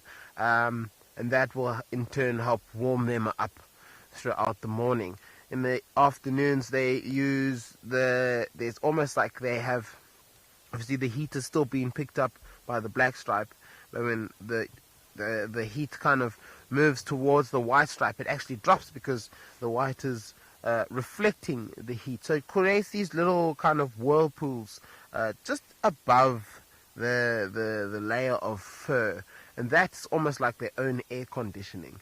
So that will help cool them down. So it's more of a cooling down sort of kind of method. That's what the stripes are for, as well as to help. Well, I mean, they do dazzle couple of predators, when they're all running together, it's very difficult to focus on one specific member. If you can't see that specific member, it's very, very difficult, especially with all those stripes.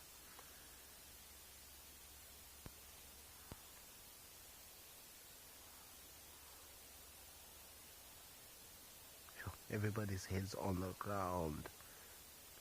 They are feeding profusely. Everyone's hungry. Oh, there we go. A little bit of sunshine. It's always nice. The male stallions. Oh goodness. I've seen a couple of them on Namakala with no tails. And indeed, there's a lot of gas walking around there, and just like horses and elephants, zebras flatulent? Oh, yeah, flatulent. They can be very, very flatulent. The other day, they were, I think it could well have been the same herd. I heard one running away, or moving, just kind of trotting away from the water. And as it trotted away from the water, all you heard was this flatulence, a kind of as it was. Sure. And then also when they kick each other, they jump up. Anyway, any time where they're moving quickly and the insides are moving, the intestines and moving all that air inside around, that's when it's going to come out, pretty much. But no, most of these animals, they hind gut fermenters, all that fermenting, all that material breakdown inside. Oof, it's definitely bound to leave somebody with a little bit of gas. And sometimes they bloat from this gas. You can see zebras look very, very big. You're like, oh, but you're definitely not supposed to be pregnant at this time of the year. But she's not pregnant, she's just bloating. Oh, that sunlight is beautiful. It's not strong, but I'd say in about an hour's time it's going to be above all of these clouds, and she'll be in the clear for the majority of the day after that.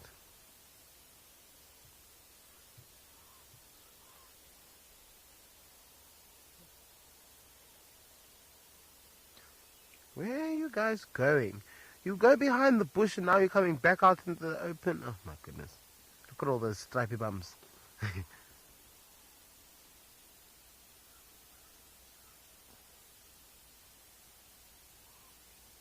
Sure, the crows are not happy. You can hear them behind us. Squawking away. Or squawking, not squawking, squawking away.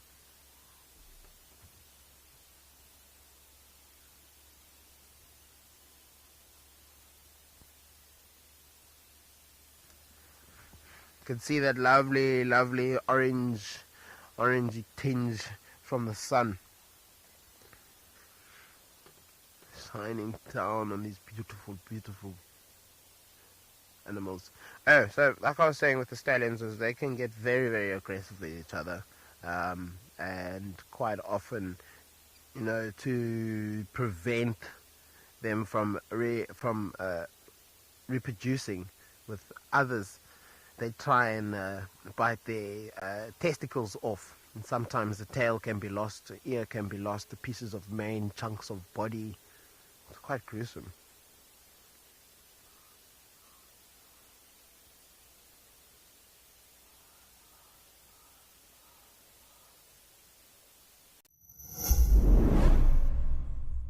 We are thrilled to announce our new exclusive feature for YouTube members and explorers. Join us live every Tuesday for our sunrise and sunset safaris. Experience Tawny Tuesday like never before with up-close encounters and breathtaking moments. Don't miss out. Become a YouTube member or explorer today and immerse yourself in the heart of the bush. See you Tuesday.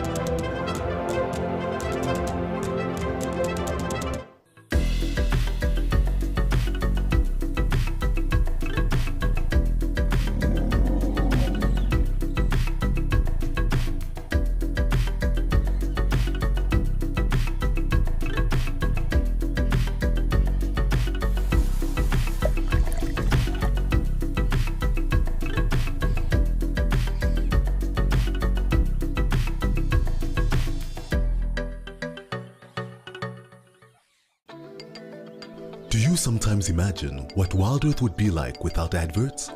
A chance to properly immerse yourself in nature without any interruptions.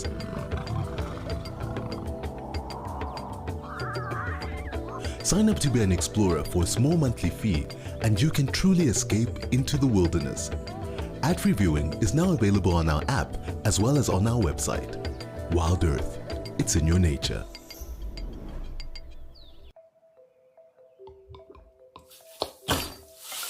Oh, look! 100% mtanangu. Can you give me the spoon, please? How good are you with numbers? Very good. 100%. Gogo, look! Yeah. Hundreds, my boy. Gogo, it's hundreds. Yes. It's always hundreds with 100% pure sunfoil.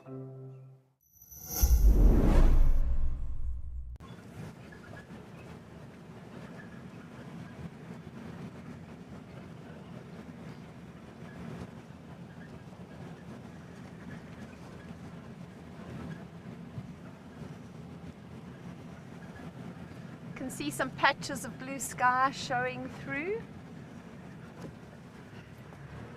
Mandy, not really. Their typical way of hunting is to just kind of run something down. They have quite a loping gait that is very energy efficient, and they can just run at this pace for it could seem like hours on end.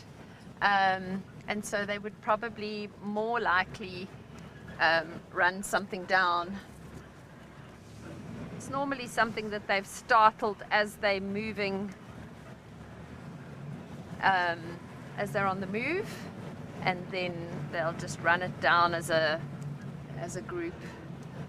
Not quite the same way that wild dogs do it. Wild dogs are incredibly fast and kind of play tag, so that the lead dog that's tiring can then fall behind, and someone else that's been kind of conserving energy and not running at the front can then take over.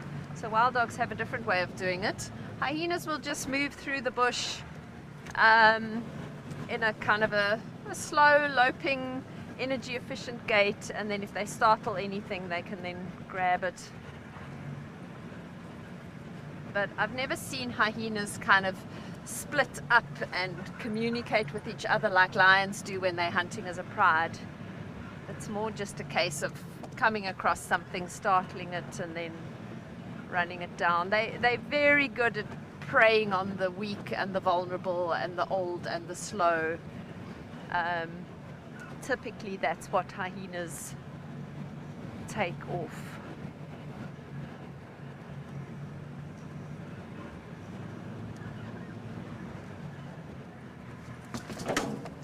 Step back a little bit.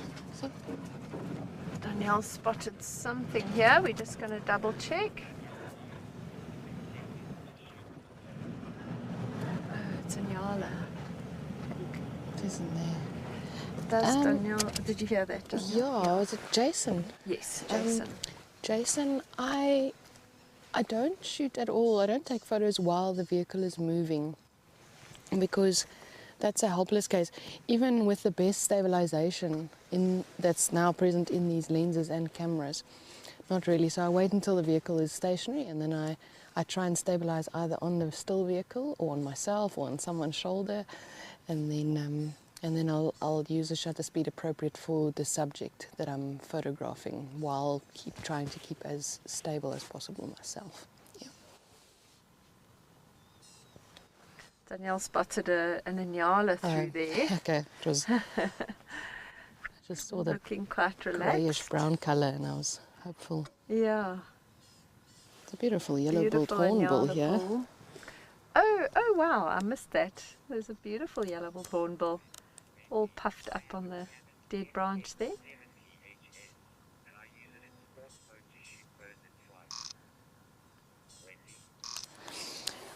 Wendy, sports and wildlife is actually very similar in terms of settings, because you're photographing moving subjects. So yes, once you're comfortable with the sports mode on your camera, then try and progress to aperture priority or shutter priority and play around with that. And then eventually, I love shooting on manual with auto ISO. So let's start off on the auto mode and get a feel for the camera, and then push yourself to photograph on one of the semi-pro to pro modes eventually. But yes, sports mode would give you the shutter speeds and the apertures appropriate to moving subjects. So whether it be a baseball player or a soccer player or a hyena running, it's pretty much the same concept. Yeah. This yellow-billed hornbill looks cold. He does.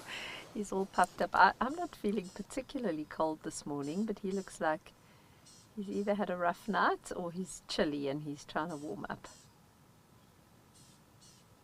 The edges of his tail feathers are quite frayed, as if something tried to catch him by the tail, and those edges don't look nice and neat and well groomed.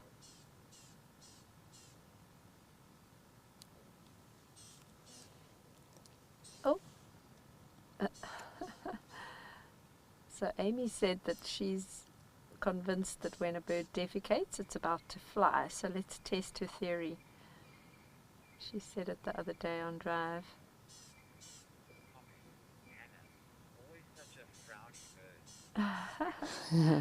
That's funny, Hannah. I always look at them as quite cheerful chaps.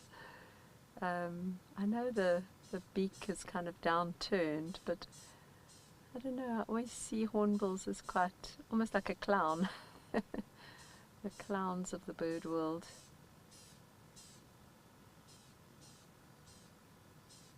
Okay, Amy, I think your theory's wrong. I oppose Amy's theory. Say it has a 20% success rate. 20%. That's from just observing and waiting for birds to fly until my arms can't hold the camera anymore. Yeah. I don't find that to be a very, very accurate theory, but yes, it tends to happen from time to time. I love the markings on those yellow-billed hornbills' wings. It's beautiful. It's almost like someone's taken a pencil and drawn those kind of scalloped markings on the wings. They really are quite overlooked birds, but they are very pretty. Just for the photographers wondering, what I'm waiting for. I'm waiting for him to fly. I'm at 2,000th of a second shutter speed. That's my go-to shutter speed for birds in flight. He has a beautiful background behind him. Because it's so far behind him, it's blurring beautifully. So he is actually a stunning photographic subject. And then my f-stop is at 7.1 just because that's my f-stop at my maximum zoom. But it also allows me a little bit of leeway when he flies off in terms of focus and depth of field to catch his eye, to be sharp.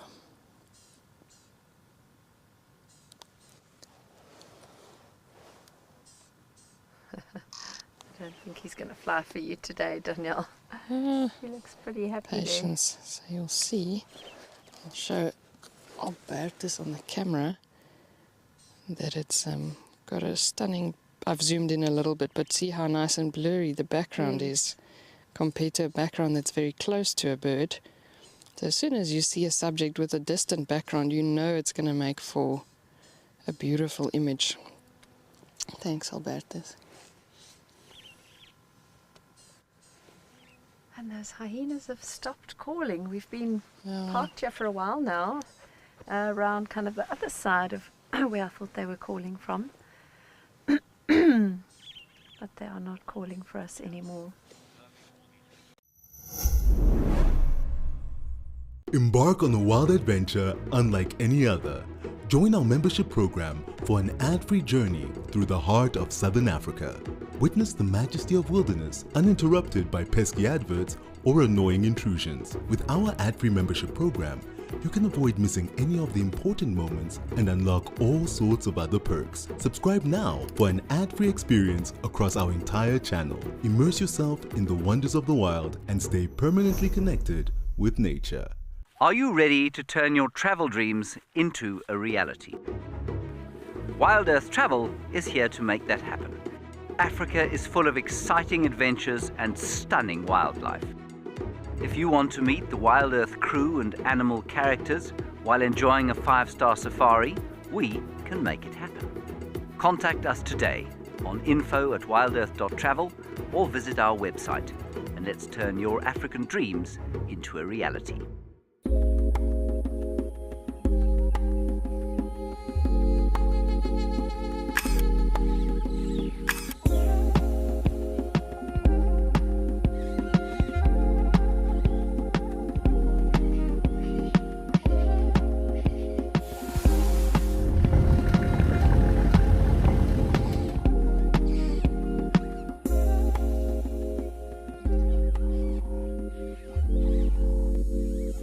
Join the Wild Earth Explorers program and connect with a community passionate about wildlife. Support our mission to share authentic wildlife experiences with the world.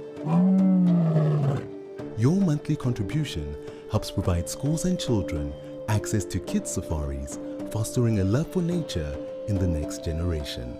Embrace the wonders of the bush and make a difference today. Wild Earth, connecting with nature.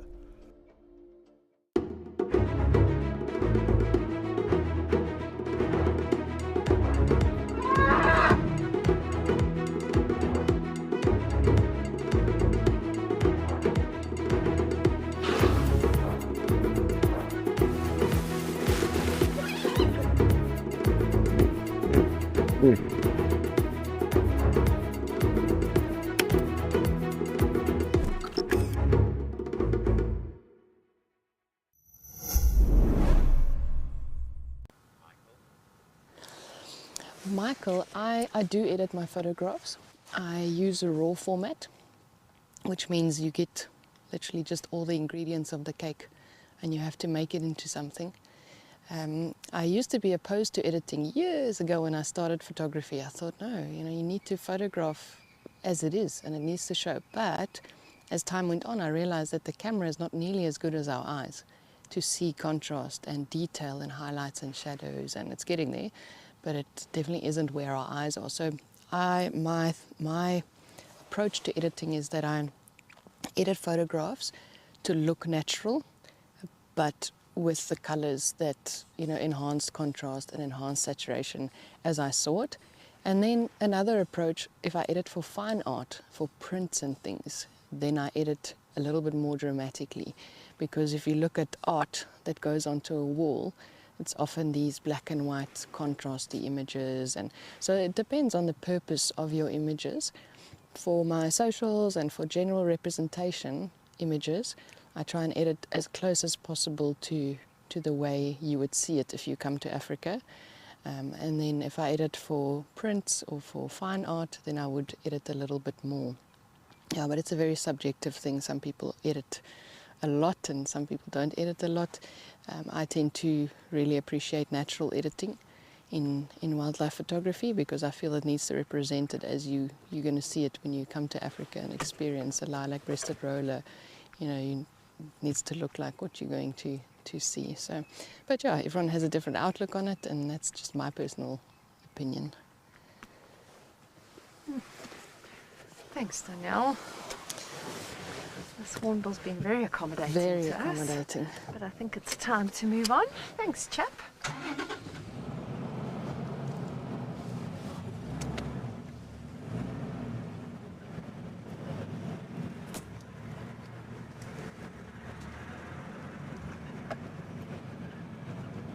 The hyenas have gone silent. Yeah, the hyenas have gone completely silent now.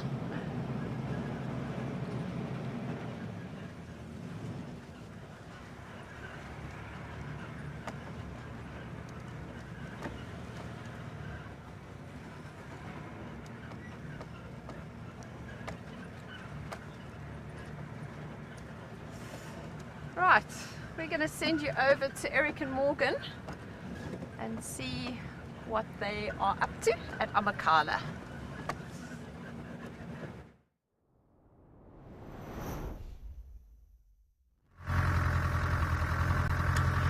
We are bumbling around now.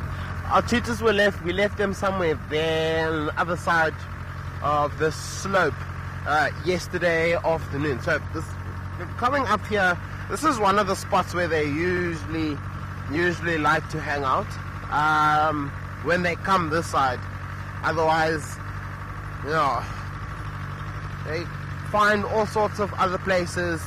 If they're not here, then we've probably missed them, and they've most likely headed down towards, well, through one of the valleys to get to one of their other little favorite kind of spots where they hang out for quite a long time.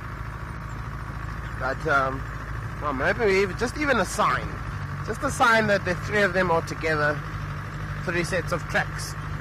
That would be cool. Well, I'm sure they are, because we went past the place where we sat, where we had the last two, had 2 of them, and didn't see anything there. A few animals around. We shall see, we shall see. It's actually quite a nice little lookout spot at the top here. It does give you quite a bit of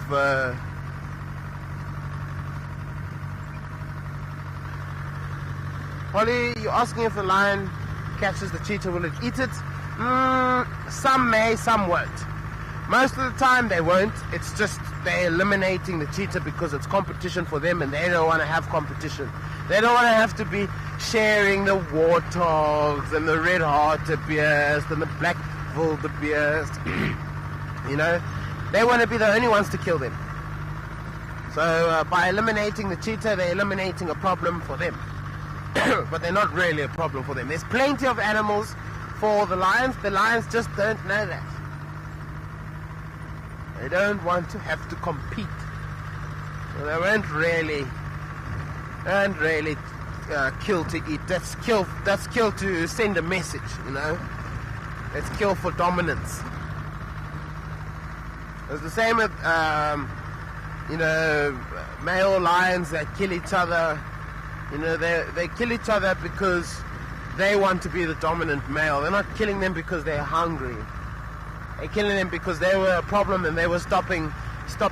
Say, for example, I'm fighting with another lion. I'm going to kill him because he's stopping me from achieving greatness, achieving the power that is necessary, you know. But they won't eat each other. Sure, it's a lot of places here where these 3 amigos can just disappear like that. Probably we won't see any of them. They don't even have to go far. They just have to lie flat, lie completely flat, and avoid being seen. That's basically it.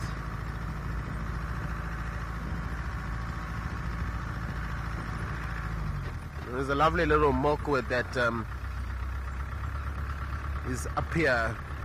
Provide the perfect little shelter from the rain, if it's rain that they're wanting to move away from. Oh my goodness, the porcupines have been busy here. Goodness gracious. Digging holes all over the road, making it almost undrivable.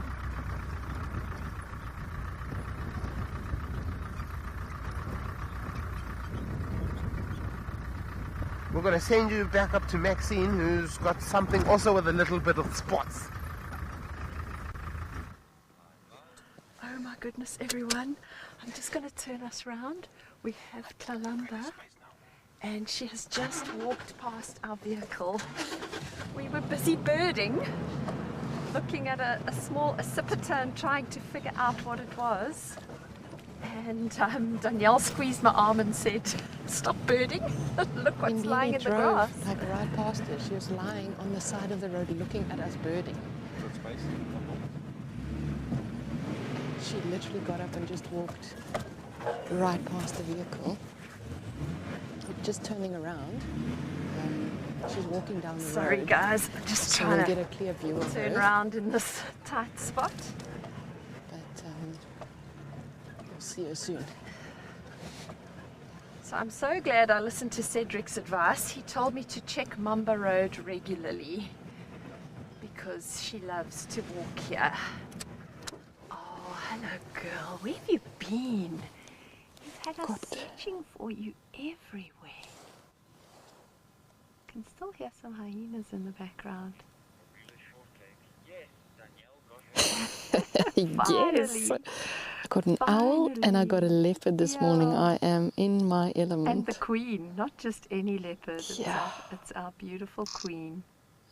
Amazing. The royal lineage of Juma. Danielle, you've now met one of the royal lineage.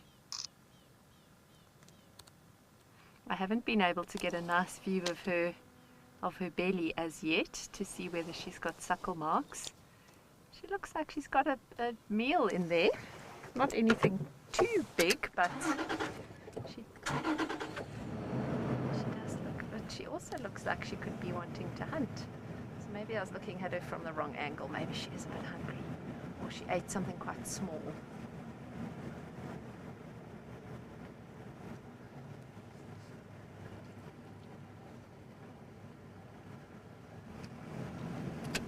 If she is wanting to hunt, if I just keep moving behind her, the noise of the vehicle really impacts on her ability to hear. So what I like to do, she's walking in the open, so I'm not affecting anything by following her. It's not like she's hiding or stalking anything, but I do like to let her just kind of walk up ahead of us and switch the vehicle off and give her a chance to listen properly.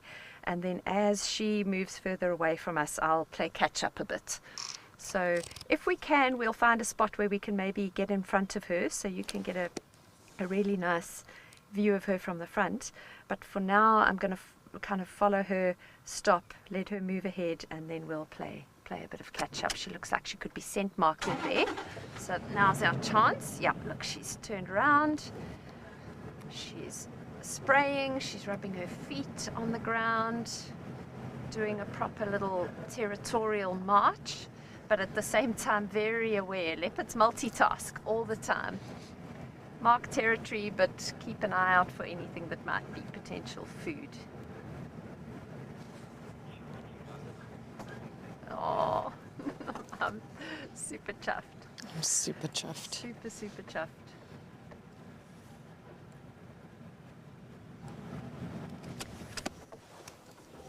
I'll stop and let her listen again.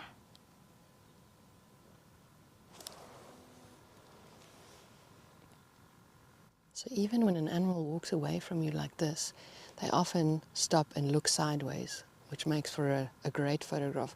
From the back, it's not such a great photograph. It tells a little bit of a story, but and sometimes they even turn around.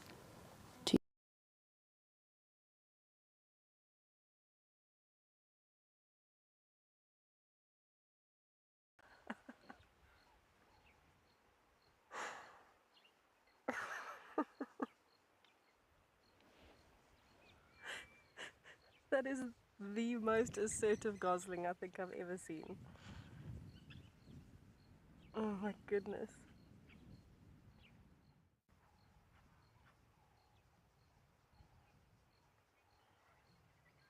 It seems to be the one gosling in particular.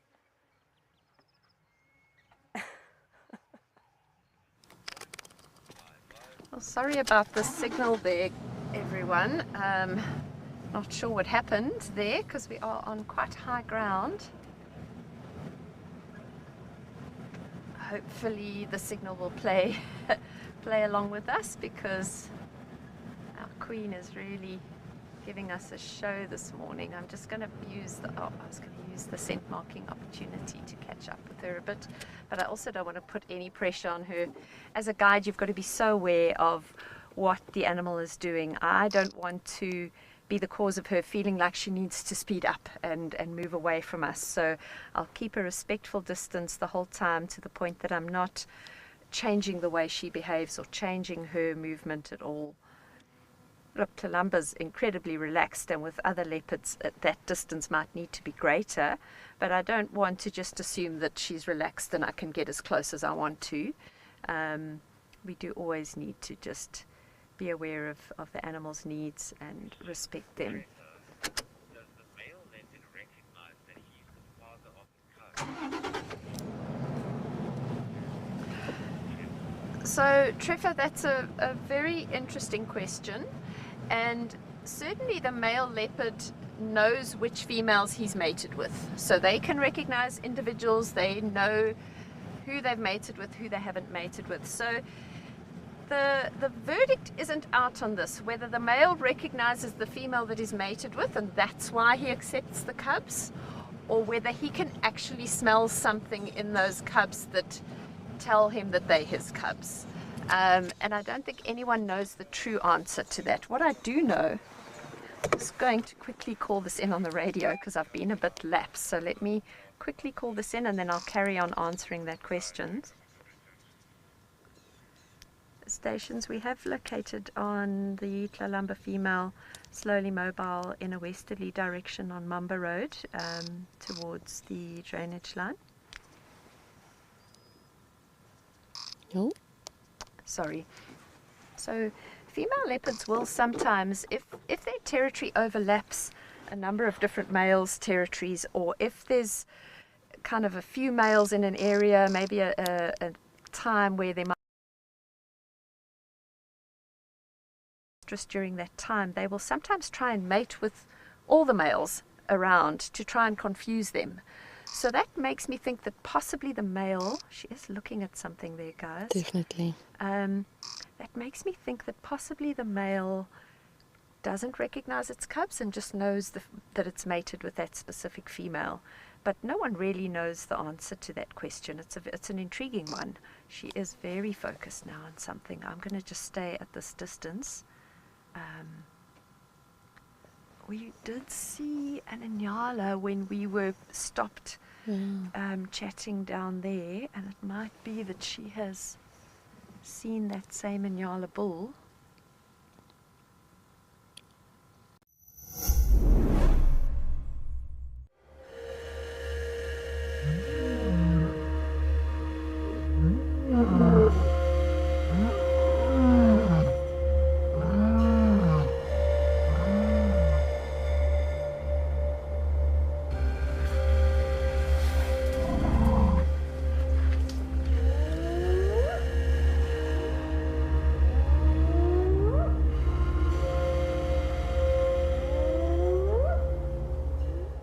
Seven nights on safari during the magnificent green season. The rains have stopped, the land is emerald, and there are wild babies everywhere. Meet your favorite presenters. This is amazing. And create unforgettable memories on this once-in-a-lifetime adventure. Thank you for coming along on this little adventure. The Green Season Grand Tour, only with Wild Earth Travel, where Africa comes alive.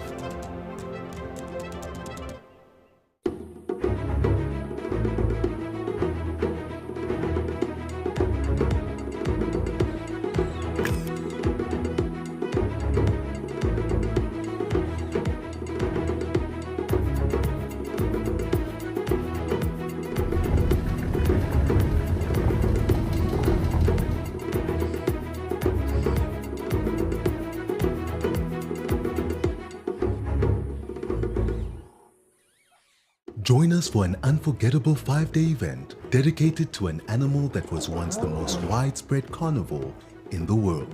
An animal of myth, legend, and majesty.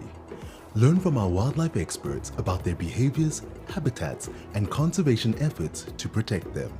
Lionfest offers a unique chance to connect with nature and gain a deeper understanding of these legendary animals. Don't miss out on this roaring adventure.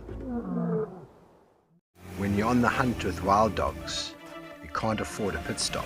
We need equipment that can handle the toughest conditions, starting with the tires we use. These phenomenal 16-ply tires from BKT are exactly what we need to stay with the action. They're incredibly tough and grip like glue. Best of all, it's almost impossible to put a hole in them. With BKT, we have found the ultimate tire partner in our quest to connect people with nature. Oh, she's going for the in. impala. There's an Inyala to. Can you see her, Albertus? If you go, if you follow, Right got below her. that dock. Got her. She is sneaking up the impala, unaware the Nyala's moved off. It also hasn't seen her. She's kind of going between the Nyala and the impala.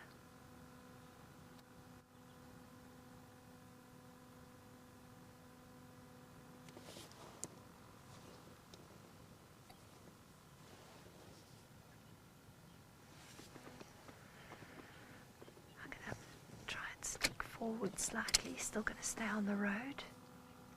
I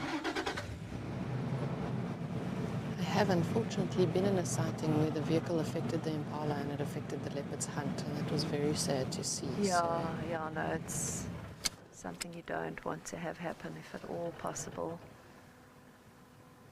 So for us, we're just going to have to be patient. I'm going to stay on the road. Even if we lose sight of her, I'm going to wait until I hear the impala's alarming.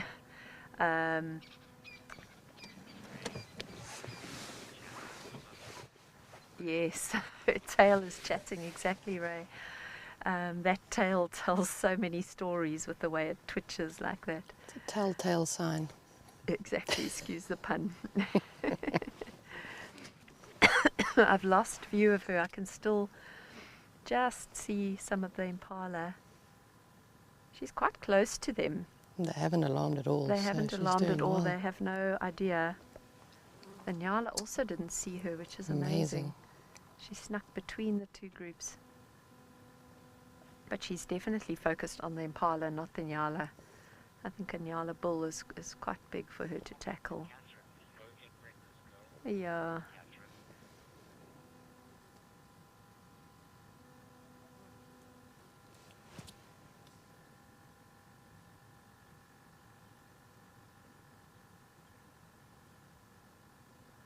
Trying to see if I can spot her at all.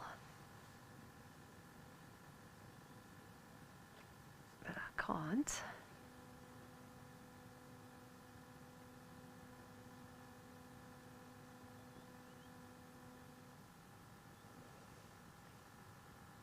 Really, really quiet. I can hear some white-browed scrub robins calling in the distance. And, oh, and a pearl-spotted owl that just started. Oh no, it's not. It's not a pearl-spotted owl, sorry. It's a drongo.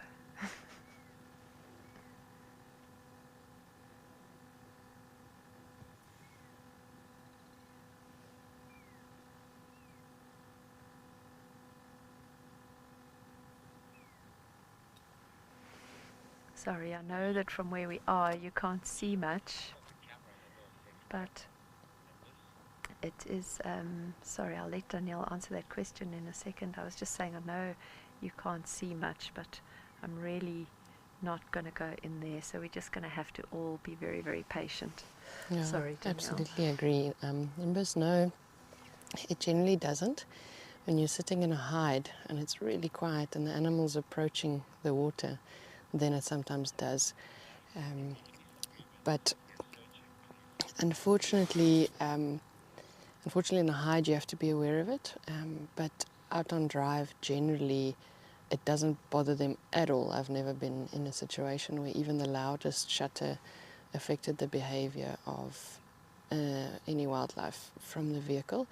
The newer mirrorless cameras do have a silent or electronic shutter, which is silent. Most of them you can set to make no noise, or you can set the volume of the shutter sound. So that's really been advantageous in hides specifically, or blinds as some people refer to them.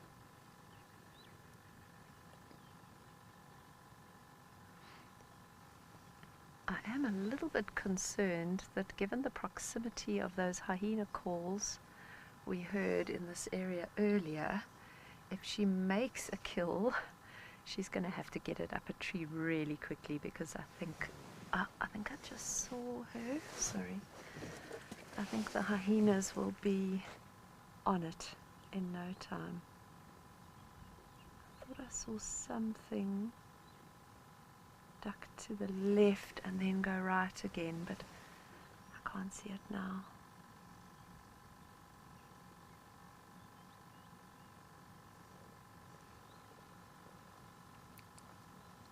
I have just lost sight of most of the impala as well. I'm still sticking to the road, but I'm just going to pull forward slightly, see if I can pick up on the, even if it's just the herd of impala that we can keep an eye on.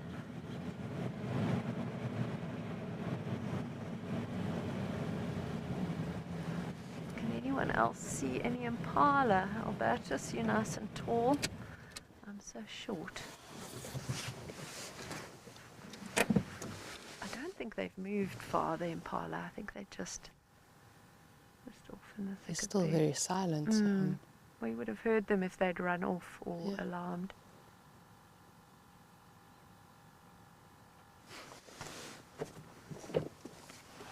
But yes, those hyenas were calling quite close by, so I'm slightly worried that if she makes a kill, they're going to be on top of her very quickly.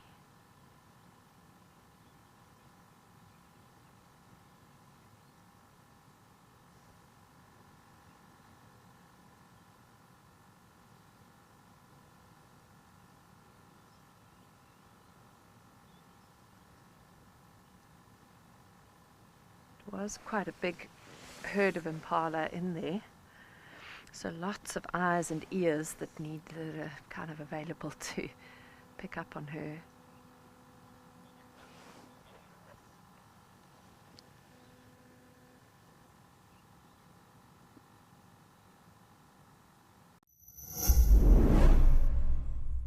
We are thrilled to announce our new exclusive feature for YouTube members and explorers. Join us live every Tuesday for our sunrise and sunset safaris. Experience Tawny Tuesday like never before with up-close encounters and breathtaking moments. Don't miss out. Become a YouTube member or explorer today and immerse yourself in the heart of the bush. See you Tuesday.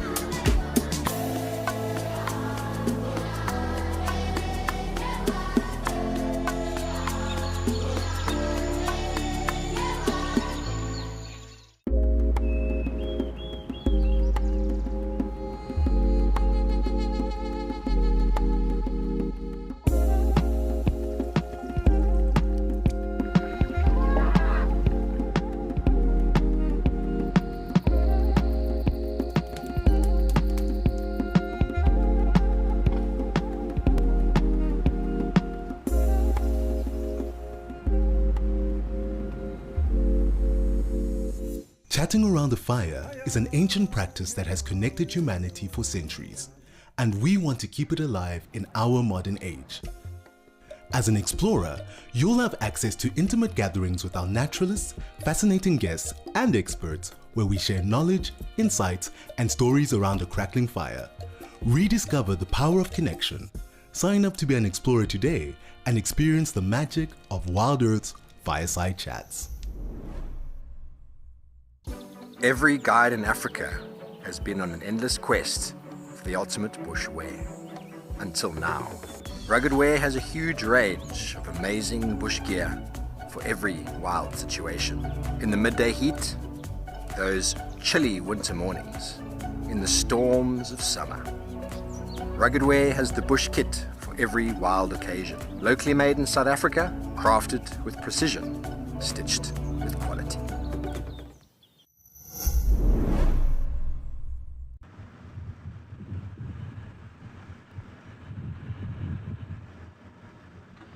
It makes enough sense that the lions would come through this area. Panda and myself saw a number of general game species down here this morning, a little herd of zebra, as well as a couple of wildebeest impala. So if those lions were feeling hungry, this is the place to be.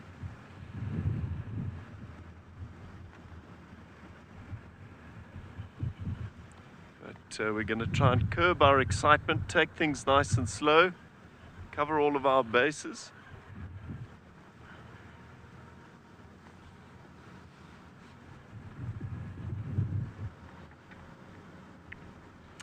That update broke up slightly, but I did get that it was from Darkmane Lover. I'm guessing you're excited that there's perhaps the potential of some lions. And yeah, my thoughts exactly. Nice to have you on board.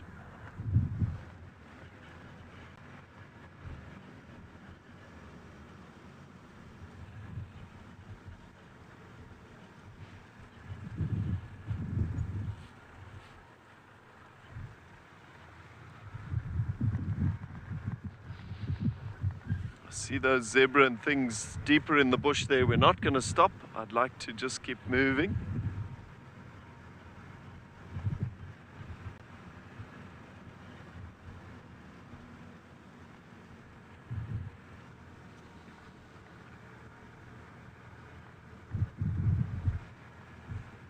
And of course, not only scanning the bush for actual animals, but trying to keep an eye out for tracks as well.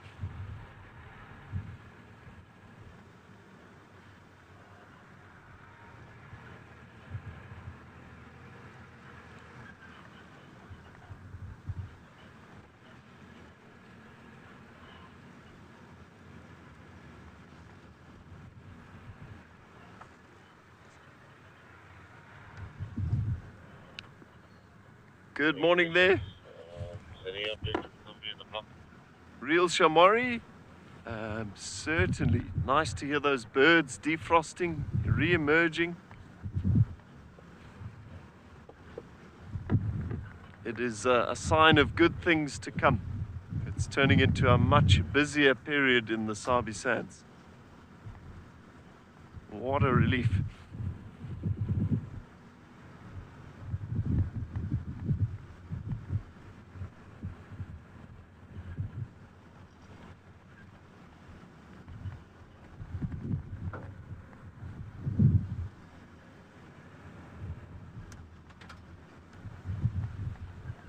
So very early on in the drive this morning, there was chatter about, I think, the Nkuhuma Pride, maybe a couple of them, somewhere further west of us, quite active. I think they ended up losing those lions, so it's very probable that those are the lions we're hoping to find right now.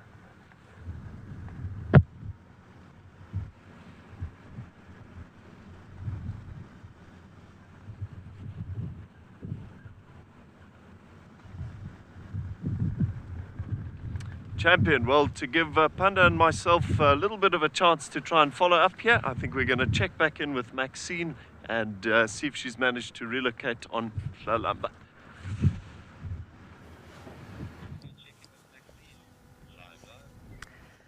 Well, we're still here, still hoping that Lalamba's going to be successful. The Nyala have now moved kind of between us and where we last saw her. And we have no visual of the impala either, so at the moment we're just going on sound. We're hoping that we're going to hear some alarm calls and then we'll be able to make our way into the block in the direction of the alarm calls. This is really now just a patience game, a waiting game. The Nyala completely unaware that she is here. We've got a slight breeze which is in her favor. It's blowing kind of from the northeast, so I'm sure she must have been aware of that, because she made a very much a concerted effort to go down the road and then come back in towards the impala, so that she was coming with the breeze blowing right into her face. And that's something that leopards are very aware of when they hunt. They will try and hunt into the wind. Yeah, she is, Ricky. She's an amazing hunter, and I'm sure she's going to get some breakfast this morning. Yeah, she definitely moved so that she could firstly circle around them and then just move towards them into the wind. So she's got their scent blowing towards her and not the other way around. So if she was moving with the wind, the impala would pick up on her scent even before they saw her, and they will alarm even at the scent of a leopard. So that would not work well for her at all. It's amazing how, we're very egotistical as humans. We kind of imagine that we're the only species that can use logical reasoning and things like that in any situation. But I've watched predators hunt long enough to know that they plan ahead, they think logically, they reason, They make decisions based on the environmental factors at the time. They are super, super smart and intelligent, and the way they hunt leaves me in no doubt that they can think just like we do. They can problem solve. They can think a few steps ahead. Thanks, Riley. Yeah, it's just the most important thing. I am a firm believer in not impacting on these animals when they are hunting. It's, you know, she's got 2 little ones, I'm hoping, 2 little ones still. I didn't get a chance to look at her teats or her mammary glands when she came past us, but she's got to take care of these 2 cubs, and it would devastate me if I thought that I had impacted on a hunt and prevented her from making a kill. So yeah, it's very important to give them space. If she makes a kill, we'll know it. We'll hear the alarm calls. Even if she makes an attempt, we'll know it, because the impala will alarm. Impala don't run away silently from predators. They alarm. There's a lot of them. You'll hear the alarm calls without a doubt. So every now and then you might be lucky enough to see the actual contact, where a predator makes contact with an animal. But you've got to be really, really, you know, just in the right place at the right time for that to happen, unless you're impacting on their hunt. Might not have been able to photograph her face as she walked away from us, but did get a beautiful image of her whole posture while she was hunting. If Albertus can get that on the screen, and I'll zoom in a little bit to show you. Beautiful. You can see her tail is up, so and she's very focused and alert. And then that was with that beautiful golden light, and then the next image you'll see, and this was what I was talking about just now, the white balance and how it impacts the golden appearance of your, you know, that was in sunshine, and then that was in shade. So that is things you have to correct afterwards, because you can't control between 2 images, literally one image, next image, less than a second apart, the sun goes. So that's something that you can adjust a little bit later on, but always be aware of that. Sometimes your images come out too warm and too golden and just looks very orange, but that's how the light that you're working with impacts your image. But yeah, I absolutely loved just getting her in a hunting mode and seeing how she was stalking. Again, there we had shade and then light. Yeah, Amazing. difference between the 2 types of light that we were working with. But I love getting a story, and that's the story of her hunting, and hopefully we'll get the end of the story. Yeah. If she does make a successful kill.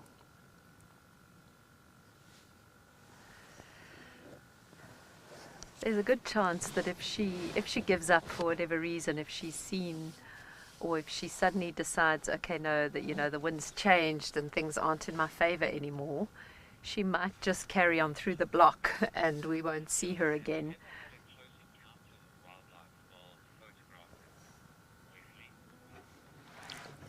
Wesley. I don't know if close encounters as in an elephant coming up right next to the vehicle. I had an elephant sniff me once with its trunk. Sure. We were stationary, and the elephants were relaxed, very relaxed, and we didn't approach them, and they were calmly making their way towards the vehicle and all around the vehicle. And the next moment, I'd say about a teenager, just came up to the vehicle and just sniffed my shoulder with its trunk. And it was actually way back, a couple of years ago, when I still almost had a phobia for elephants, which has now completely gone. But and it just sniffed my shoulder and went about its way and went. And that was a close encounter in a good way, in a beautiful way. I felt amazing after experiencing that. And but generally, the wildlife, you read their behavior and you make sure that there's no aggressive behavior that you you are causing, and if there is aggressive behavior, then you make sure that you're not too close. So I would say that. And then I did on foot come across a crocodile once. I walked down to a river and just came over a little mini dune and almost stepped on the crocodile, but it made its way into the water very quickly. So I didn't mean to scare it, but yeah, came across it and it made sure it got away. So I remember that.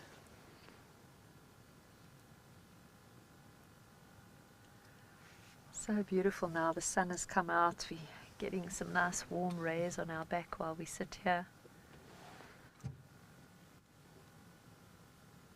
I just wonder what she's up to now. Is she crouched down low, waiting? Is she maneuvering? Has she given up and she's grooming herself somewhere in the grass?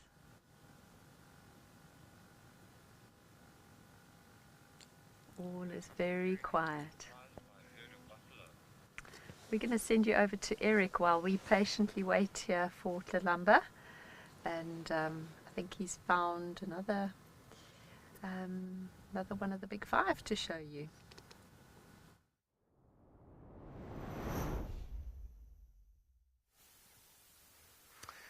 Wow.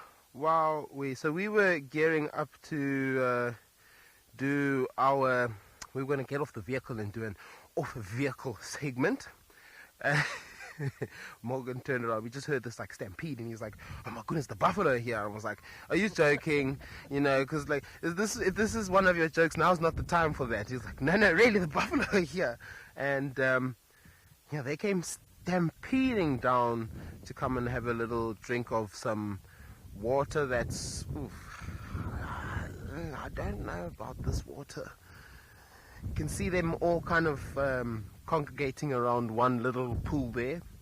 There's a couple of little pools, but hey, this water's been sitting here for quite some time, stagnant, and is not ideal. I wouldn't. You know, the elephants come past here, they don't even drink this water. They like, nope. Oh, shame. That mum's being, obviously, the baby's thirsty. Mom just wants to relax, and she's being absolutely harassed for some milk, because obviously the baby can't drink the water that's there. Yeah. She's having a horrible morning. And that baby's like, "Come back, I'm not milk." Oh my goodness. Hey, the buffalo are in a playful mood this morning. What on earth?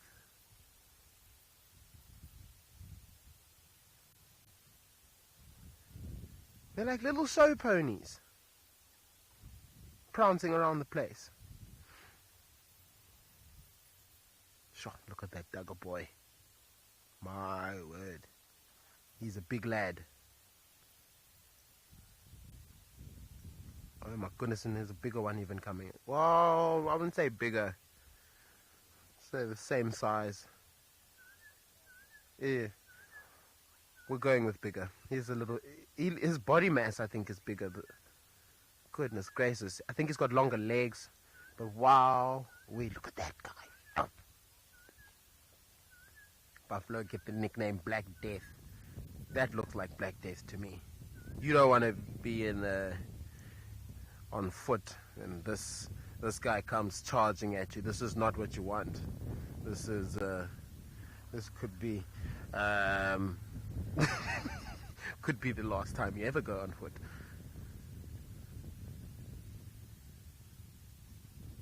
People seem to think buffalo are slow. They are not slow creatures at all. If they want to move, they'll move. They can reach up to 58 kilometers an hour. I read that in a book. 58 seems very kind of like, that's a very, it's a very specific number.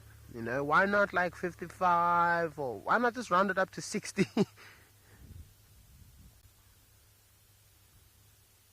Lagan, oh, all the big boys, they are huge. And if they pass on their genes, they're going to be some big buffalo running around a Makala in a bit. That little calf is running around. Well, it looked like he was about to. I love it when they do. And their tails come up and they just start like hopping all over the place.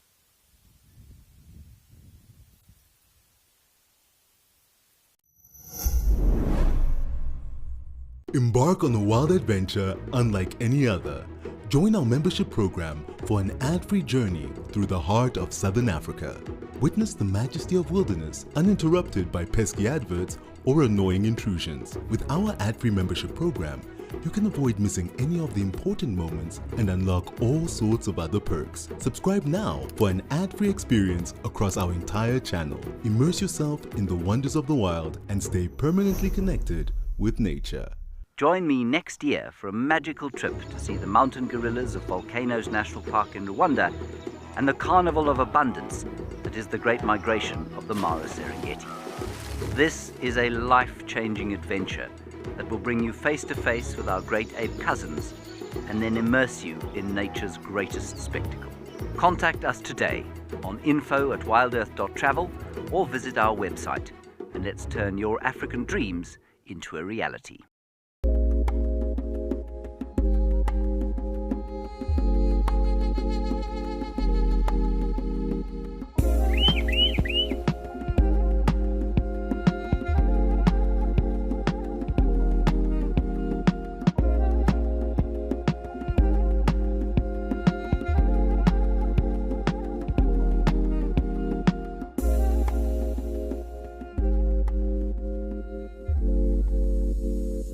We understand that not everybody has got spare pennies to rub together at the end of the month. We're introducing an initiative called Gift an Explorer. So that those with lots of pennies can gift a Wild Earth Explorer access to those with fewer. We're aiming for 250 gifts, but the more the merrier. You can nominate a recipient or keep it anonymous. It's a great way to share the Wild Earth mission with other nature lovers around the world.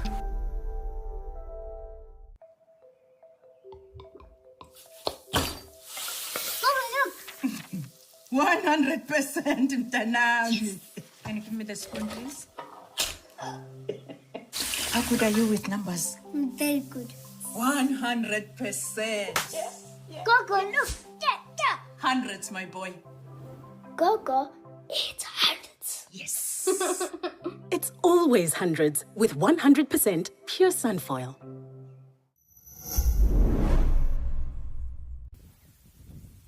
Oh, Megan, indeed they are. They really are. They enjoy themselves. I don't know why they didn't go past that other pair before they came here. There is another one up at the top that's got a little bit more water, and we saw them in that pan not too long ago, early in the week. But now, why they came hurtling down here to this water, who knows? I think they're going to be going to another water hole. See, I see one of the path makers in the front there. And they're going sort of up the mountain side to a pan where we were now called Kudu Trail Pan. There's a bit of water in there, quite a bit of action. We've had the elephants there before. Or Dice-Pyro's Pan. Dice-Pyro's Pan is closer, actually. It's much closer.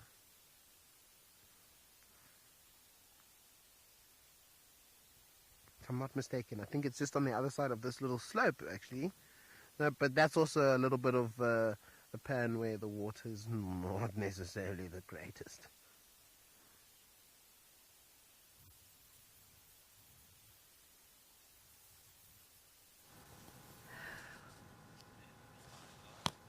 Well, we're still here. We're still sitting very patiently. I've repositioned the vehicle slightly, still on the road, to where I kind of had the last view of the impala. So the Nyala were feeding under that beautiful Balanites Mormii tree there, and the impala were kind of just in the thicket behind them. I don't see the impala anymore, and the nyala have left. They crossed the road and went the other way. But I think I'm just going to sit tight here till the end of drive, because leopards can take a long time to hunt, and I know the impala are in that thicket somewhere now. I just can't see them, but they haven't run off. We would have heard them running. So we're just parked here with a beautiful view of a torchwood tree. Torchwood, it's also sometimes called a green thorn, and the way the nyala were feeding underneath it earlier, from this angle you can't really see what I'm seeing, but the grass gets trampled below these trees because the elephants absolutely love the fruit. So when the trees are in fruit, the elephants will seek out these trees. They don't really push them over. I don't think I've ever seen an elephant pushing a Balanites tree over, but they will just kind of trample the grass beneath the tree and shake the tree a bit to get the fruit. And the fruit is really interesting. The ellies love it, and I'm sure that that's what the nyala were looking for underneath there. Maybe they found a couple of fruits that have fallen down since the ellies have left. But the fruit is kind of an almond-shaped fruit. It's bigger than an almond. I'd say it's more the size of a date. And it's very oily. And the common name torchwood for this tree comes from the fact that the original settlers in Africa used to use the oil from that fruit. They would squeeze the oil out, and it is apparently quite flammable. I've never tried it myself, but they could make torches with it. So they would soak vegetation in oil, and they would use it to light torches at night. Another interesting thing about the fruit of that tree is that if you can use it to kill bilharzia snails. So bilharzia, or schistosomiasis, is a disease that is carried by snails, and it is endemic to most of Africa, and it's a waterborne disease. So if you go swimming in a river, or preferably in more stagnant water, you run the risk of getting bilharzia. And it's a nasty disease. It's a little parasite that completes part of its life cycle in the snail and part of its life cycle in the human body. And there are various types of bilharzia that you can get, but it's very debilitating and not nice at all. And what people have found is that the oil from the fruit of these torchwood trees actually kills the snails that carry bilharzia. So there was a lot of research going on at one point to try and use this oil to treat water where bilharzia is a problem. So yeah, they're very interesting trees, beautiful big trees. It's a massive tree, that, and got a beautiful fluted trunk and evergreen. It stays with its leaves on throughout winter.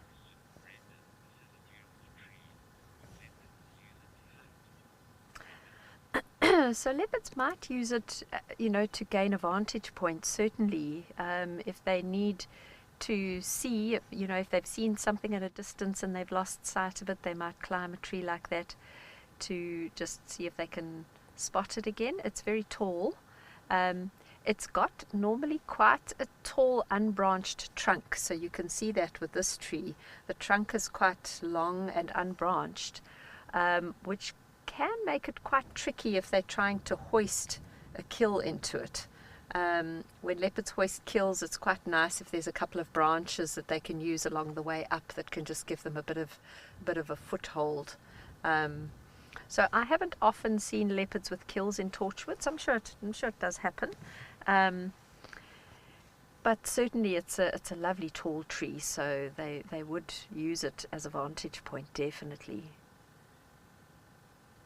It's also got thorns on it, so it's not the best tree, for a leopard to go crawling around in the upper branches, because it is quite spiky. But those lower branches there, where there's no small little sticks, would be perfect for a leopard to lie and just survey the surroundings.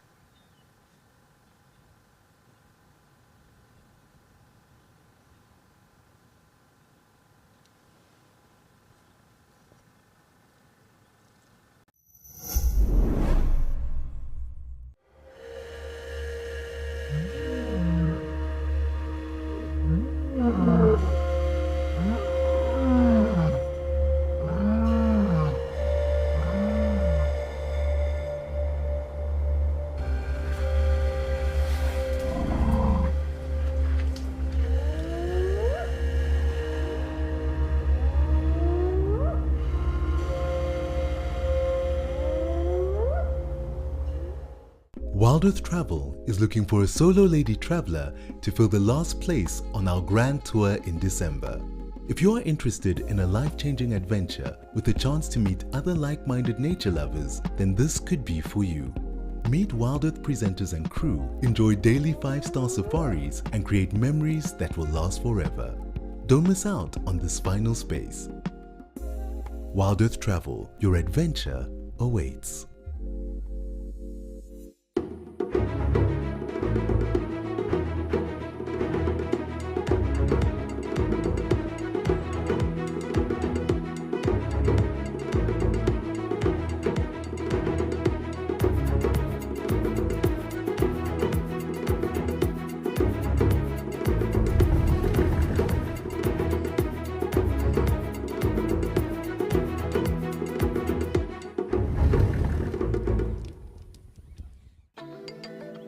Do you sometimes imagine what Wild Earth would be like without adverts?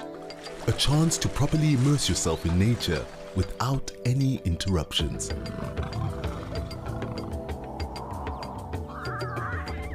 Sign up to be an explorer for a small monthly fee and you can truly escape into the wilderness. Ad-free viewing is now available on our app as well as on our website. Wild Earth, it's in your nature.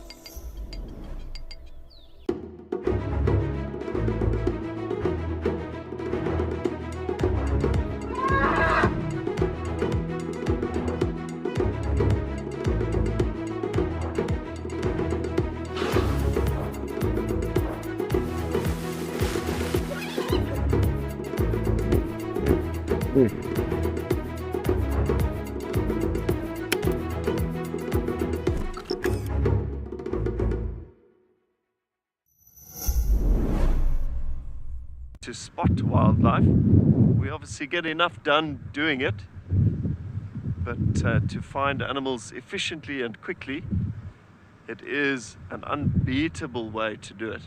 And that's why the majority, 98% of all the lodges, use them.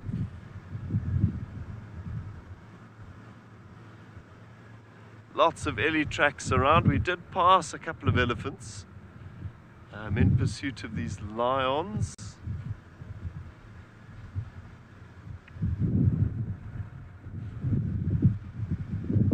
I very much reckon they're still in this block.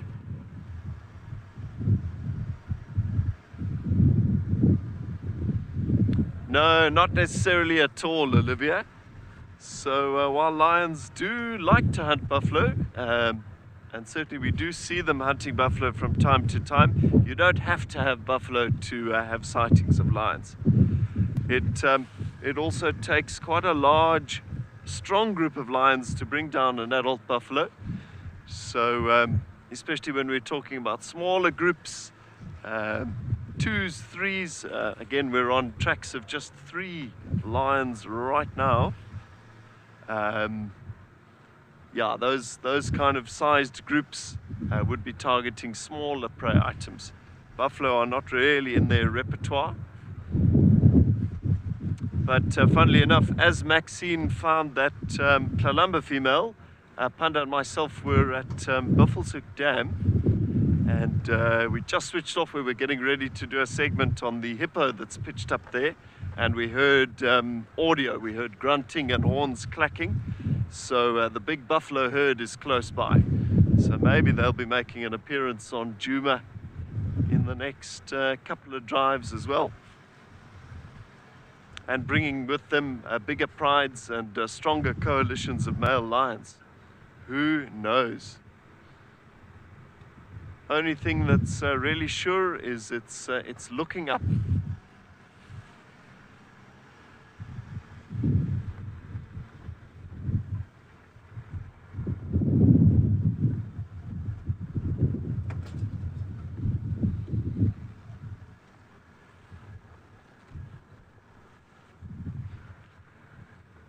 Yeah, we've now made an entire orbit of this block. We've circuited it off completely. Tracks for those 3 lions coming into it, but not coming out. So the lions are in here.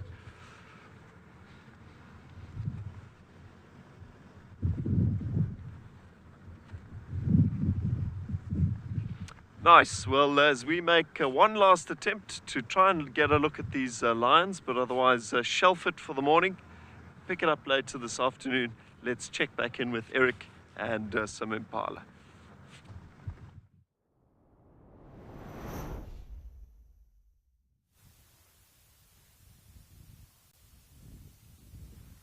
Here we have a black-back jackal, or as they're known a lot as here jagalas, or yeah, the jackals, but mostly jagalas. Jagalas is Xhosa for jackal, and then obviously jackals is Afrikaans. This jackal is here with a couple of impala, and I've told the story before, but I've seen videos of jackals harassing impalas to try and get at their lambs. They're powerful enough to take down a lamb, and if the females are weak enough, they are powerful to take down the females. But this jackal doesn't seem like he's particularly interested in. Well, I don't actually know. But a couple of little young males in this harem that are going to be told that they've got to go soon. I'd say they're towards the end of the year. Then they're starting to get a bit boisterous. That they're going to be told, you are not allowed here anymore. You must go and find your own harem, or you must actually go and find your own bachelor herd, or join a bachelor herd, so that they can teach you all that you need to know about becoming a ram. Very impressive, big boy. Oh, look at him on the right hand side of the screen there, coming in with his tail down. See how much bigger he is compared to the females.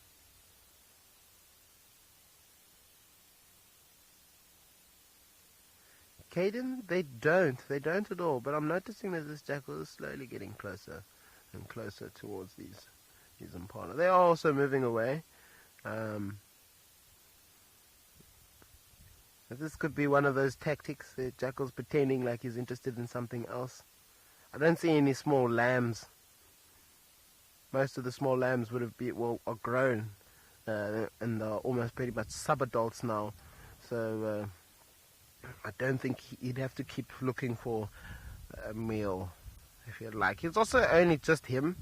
Very rarely will a jackal decide to go and, pursue after such a prey item and only do it by himself. They'll do it together in a pair or in a pack.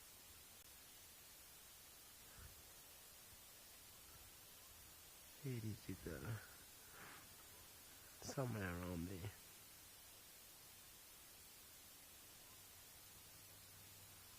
Sun is starting to warm up quite nicely now. Sun's away from the clouds, and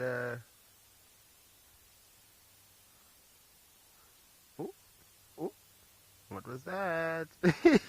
See how everyone put their heads up? A little bit of a dart. Quite interesting.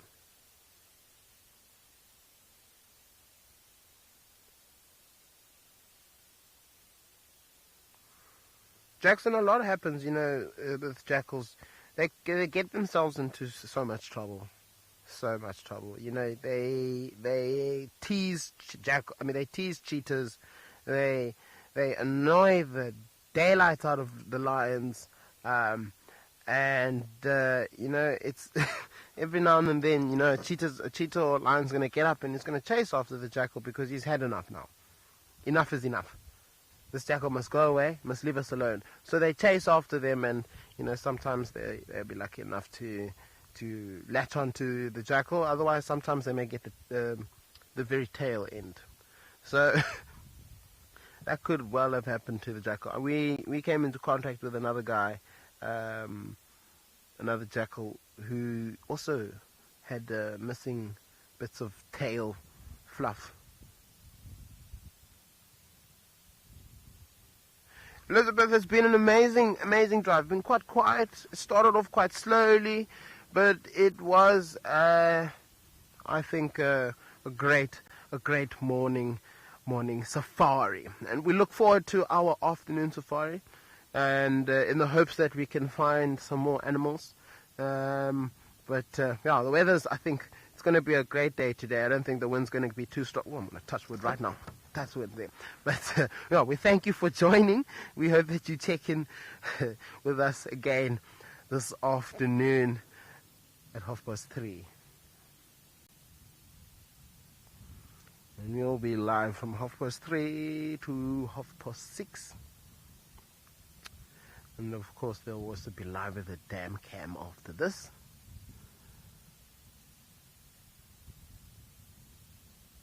But well, everyone must enjoy the rest of their Friday morning, and we will see you all a little later.